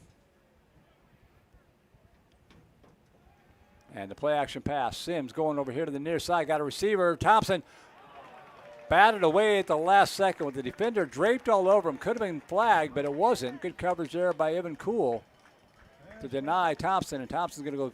I thought he might have a word with the back judge there on the way by. But you see what can happen, though, when the defender turns his head around. Yeah. He had the opportunity to swat the ball away from Thompson. It was likely going to be a catch. Just a great defense there from the safety. Sims in the shotgun again. Dropping back. Pass over the middle of the field. Caught out to the 38-yard line. Nice pickup there of about 8 yards on the play. There's Garcia. He's had a heck of a game here for the Pirates. Again, Mo, you got to start talking to more parents in the I parking guess lot. so. Garcia's done a really good job here today just finding the open spots and really being a compliment to Graydon Thompson in this running game from Williams. I'm just going to hang out at the check-in gate next week. Greet fans as they come in. Put you at the team hotel. There you go. 3rd down and 2, dropping back. Sims swings it to the right side, complete, but going to be dropped immediately. Great recognition, saw it coming. And there for the stop was Parker Moeller. For a loss of a yard in the play, 4th and 3. Still got a gain, though, so that's a good job by the Pirates. Need to just get something here just to find a little bit of fight and momentum. 8 minutes to go. And it all starts with that offensive line. How much fight do they have in them? Right. Two receivers left, one to the near side. 4th down and 2 from the 38-yard line. They're coming. And fake pattern right side. A lot of hand checking. Is caught, intercepted on the sideline. That's going to be a turnover on downs, no flags. And Trey Caller, they really brought the house. And just no chance at all for Sims to find a receiver. He was just throwing that ball to avoid the contact. Well, and even if the ball had been somewhere near to be caught, the wide receiver ran out of bounds. Yeah. And would have had to have established himself back inbounds to be able to make the catch. So once again, Trinity will start a drive on the Pirate 38-yard line. That's been the other theme of the second half.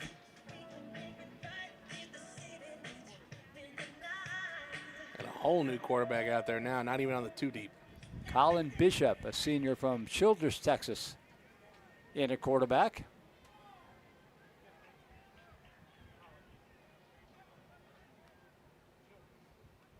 And off right side and knocked down at the 35-yard line. I think that's Maddox Morkowski, the tight end, playing running back. We saw him in the last series. Letting everybody get some stats right here. Guy playing quarterbacks out there on wide receiver. Yeah. Is he really? Yeah. I believe number 8 was quarterback last. Yeah, you are correct. Unless that's Jaden Powell, the defensive back, getting some time at wide receiver. The other number 8.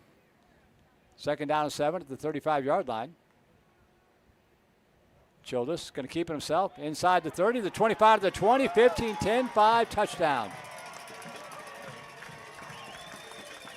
Holy cats. Just another example of being outmanned on that side, a 3-man front, and it's just a simple run play to the left. And just no one out there for the Pirates defensively to make a play. Man, Stephen Fuqua shaking up on the play for the Pirates. As the afternoon goes from bad to worse. And it all goes back to the offense and not being able to get any yards. Another 2 examples of not being able to get a first down. I think that looks like a cramp situation here. That's at least somewhat reassuring. Not sure. He was he had those straight arms out. So it was certainly worrisome to me when I saw how his body was reacting. Hopefully not a head injury. Nope, good. Okay. Got to get him up. And Coach Kreisel will have to check on him. Been a long time since the Pirates have given up more than 60 points in a game. Mm-hmm. And what was not expecting to be this one, Merle, from those first 2 quarters.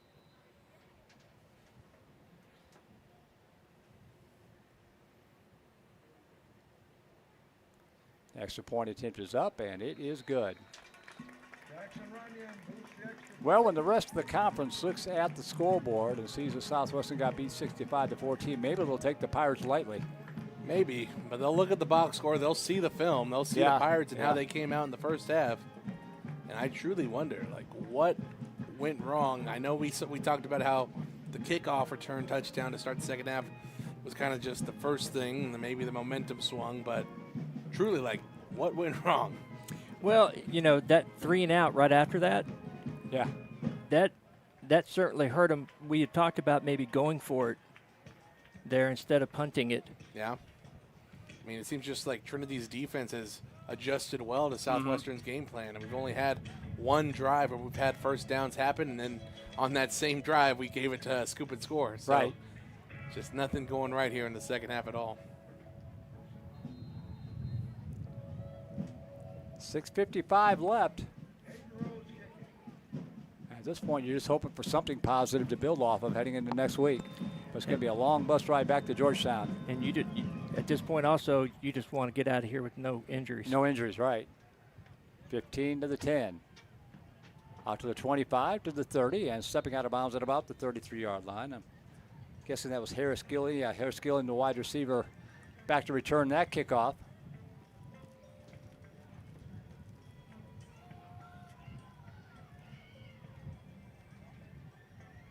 Stepped out of bounds at the 28. 2 minutes left. Sewanee still trailing Maryville 40-7. So we'll have a couple of angry teams meeting next week in Georgetown. One receiver left, two to the near side. And handoff up the middle. Not much running in there. Losing a yard on the play. Back in a quarterback for the Pirates is Jacob Smith.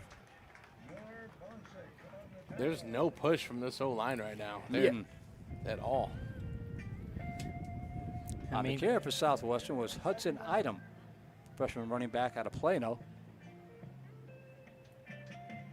Yeah, it's easier to fight whenever you're up, but you'd like to see some fight on this offensive line here. Got to have some kind of pride out there.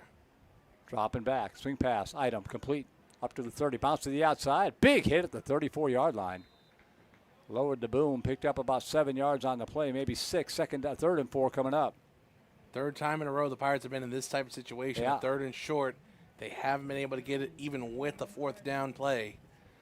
Got to try and get it here on third down if you're the Pirates. Two receivers left, one to the near side. Third down, let's call it 4 from the Pirate 34. Smith, handoff up the middle, and just nothing there. Almost like a run blitz there. You got to punt here now at this point. Yeah.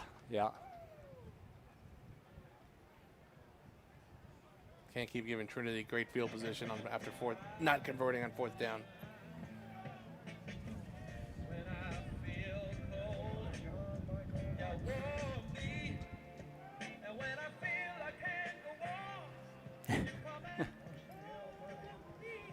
Got a new punter in here for the Pirates.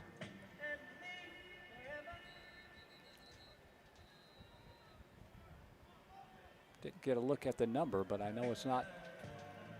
Yeah, I think Trinity's going to have to call a timeout. It's Austin Hill, Merle. Austin Hill. All right, thank you, sir. Number 29. Oh, what an afternoon. Started out so promising. And it is ending so badly. And again, I talked about it a little bit ago, talking about last year's game and how we felt. It felt bad the whole game. Like, we just couldn't get anything going. It was 30-plus, almost 40-0 at the time, and we put points on the board at the end, so we left feeling a little bit better heading into that next game the next week. This game, we were so happy, so hyped up in that first half, and they just pulled the rug right out from under us. How did we respond last year? We went to TLU and had a great game and went to overtime. Didn't come out on top, but it was a very positive effort for sure. Yeah, whistles blow here before the punt could get off. But you kind of knew last year that Trinity was just better than the Pirates. Yeah. This year, you may have thought, well, they're probably maybe a little better on paper, but the Pirates fought them to a draw in the first half, and you think, okay, we've got a shot here to pull off the upset. Yeah. And then the bottom just fell out. Low snap. Good end-over-end punt, all things considered. Takes a Pirate roll to the 35-yard line, up to the near sideline to the 40, and knocked down at the 43. Good tackle made by Fuka, who was just shaken up a moment ago on the return for Trinity. It was Colton Schmidt. 4:50 left in this one. And again, we talked about it too. It would have been 14-7 had the safety and defensive touchdown not happened in the first half. Yeah. So the Pirates would have been on top. Welker Horn back in a quarterback, the freshman. Jamal Nickerson in a running back. On the carry, off left tackle, and he's going to push it out to about the 46-yard line, gain of about 2 yards on the play. If you think Trinity's not going to try and score a touchdown here and try and put 70 points on the board, so you're crazy. They're going to try their very hardest, I think. Yeah, you know, from their perspective, you never know if those kind of things could influence an at-large judge if they don't win the conference title outright. Yeah. You look at the schedule, strength of schedule, see 70 on a decent team. Second down and 8. Handoff right side. And knocked down at the 49-yard line. And two, we talk about how there's a lot of new kids playing here today. You're not going to want them to go out there and play their hardest too and try and put points on the board. That's exactly right, yeah. They don't get a lot of chances like these, and so they want to go out and prove that they should be playing a little bit more if they can. So 35 here for the Pirate defense. Ball spotted at the Tiger 49-yard line. Inside of 4 minutes to go. Well, when the game is lopsided like this, everybody wants to get in on the action on the winning team. Nickerson in the backfield again. Dropping back, Horn. Pass over to the right side. Caught for the first down. Seems like it doesn't matter who it is. The Tigers are connecting. A little surprised throwing the ball there. Yeah, Caleb Champion, the freshman, hauling it in.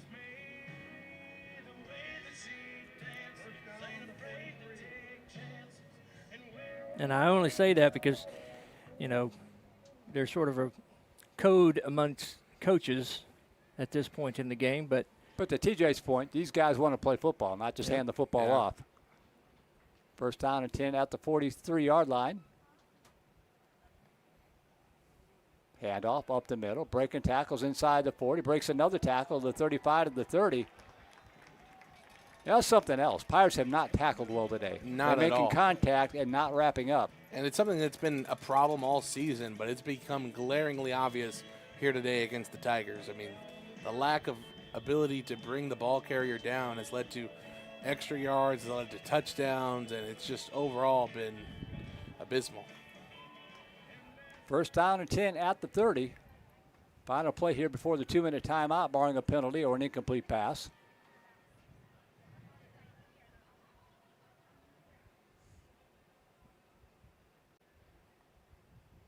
Horn under pressure, rolling to his left, directing some traffic.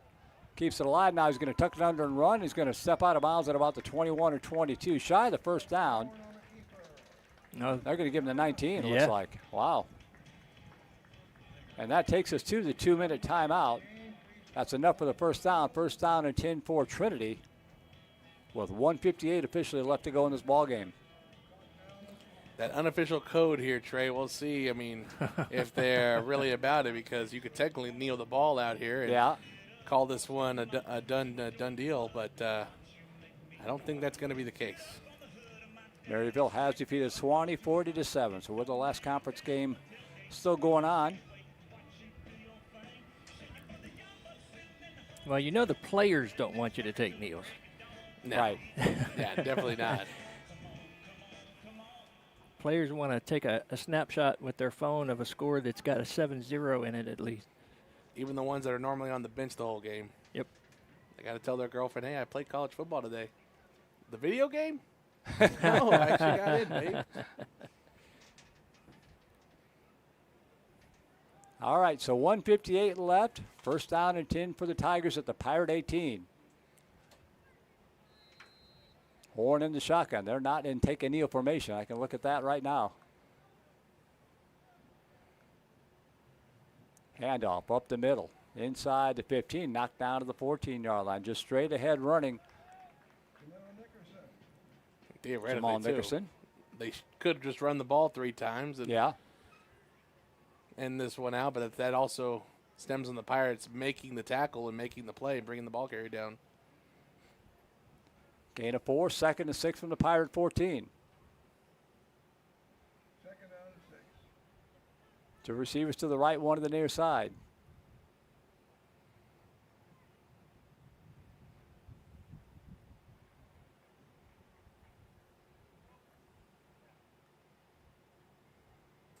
And no play action pass being pursued, rolling to his right, and he is going to be sacked. Nice job that time by the Pirate defense, finally getting some pressure on the backfield. Jeremiah Wilkins will get credit with the sack. Is that 94 getting into the backfield there? I think it was 13. Well, first person getting back there. Yeah, first one may have been Maravala, Caddy Maravala. He's got that shirt all hiked up. Yeah. 45 seconds left, 3rd down and 13. If you had told me at halftime that the only drama left in the game was whether the Pirates could keep them away from scoring 70, I would have thought you were nuts. No kidding. 3rd down and 13 from the 22-yard line. Horn dropping back. Pressure coming up the middle again. Flush him out of the pocket again. Buys himself some time. Giving ground. Gets a nice block on the edge. Flag comes down. Those probably a blindside block. And he's going to be dropped down inside the 20. Good hustle. Good pursuit by the Pirate defense. I almost wish the ref didn't throw it so he could just continue Yeah. running the clock out. I think it was Noah Long finally tracked him down. That was a strong effort, though. I know that you're looking for little tiny itty-bitty victories out here, but guys still pursuing, guys still going to the ball. That was good to see. Should be a 10-second runoff, though, too. Yep. They picked up the flag, I Yeah, think. they did. They certainly did. And they're going to go out there and Kick a field goal. kick a field goal. On 4th and 12. Why is the clock not running then? Yeah. Well, the clock's going to roll. They've got 12 seconds to get this play off.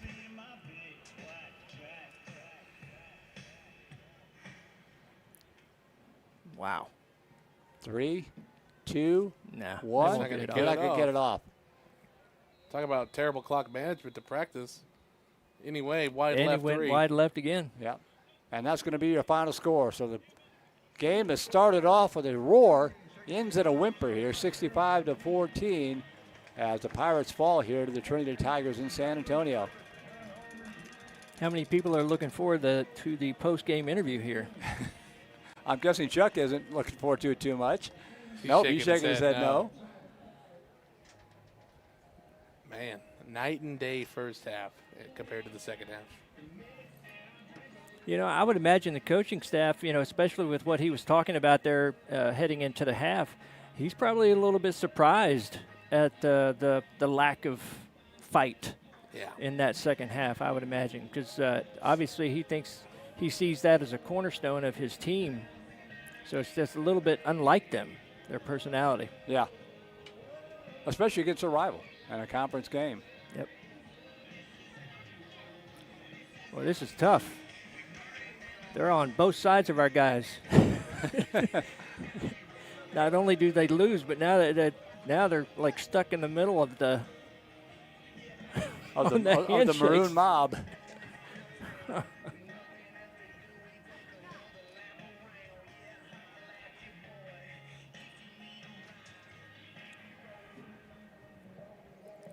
We're just standing by waiting for Coach to make his way over to talk to Chuck.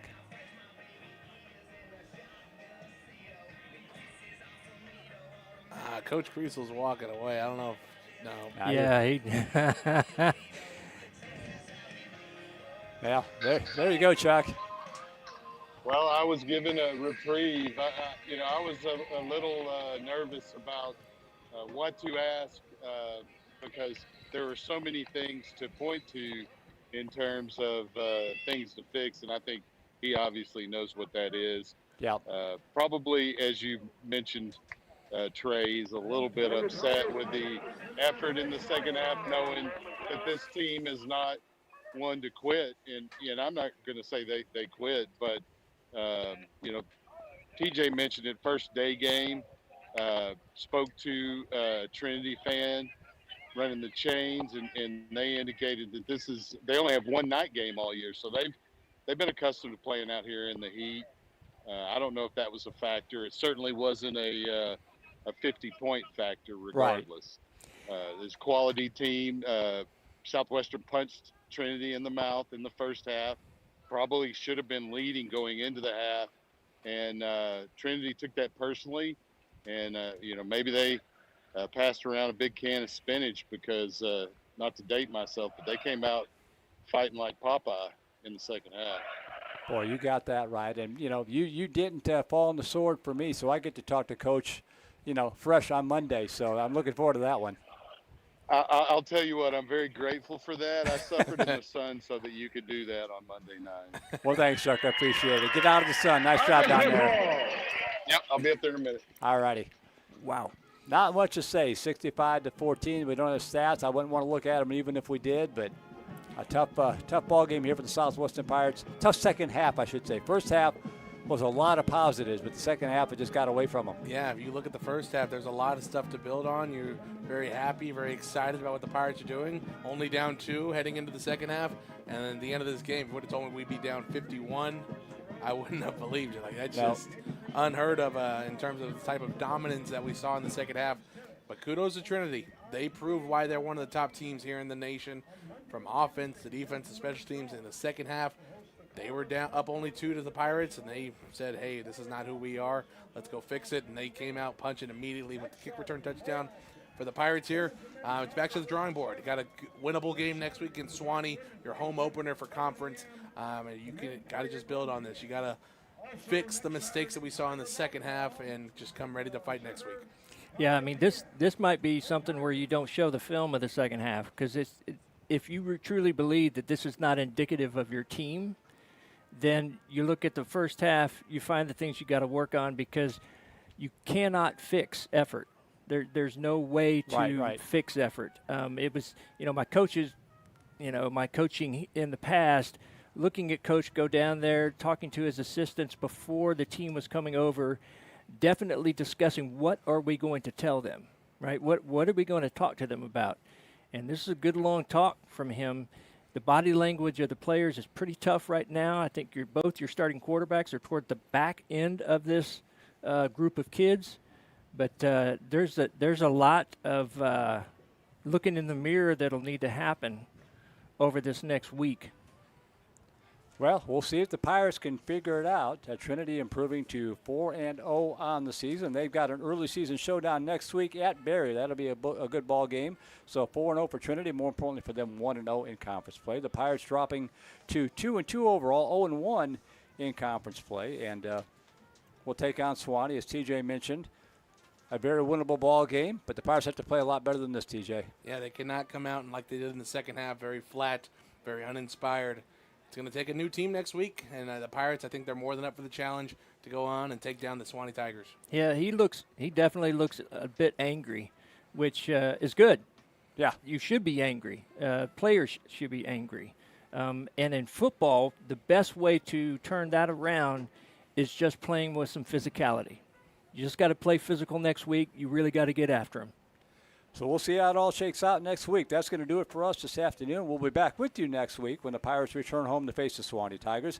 That game, I believe, is set for a noon kickoff in Georgetown, so we'll be on there roughly 11:35 or so.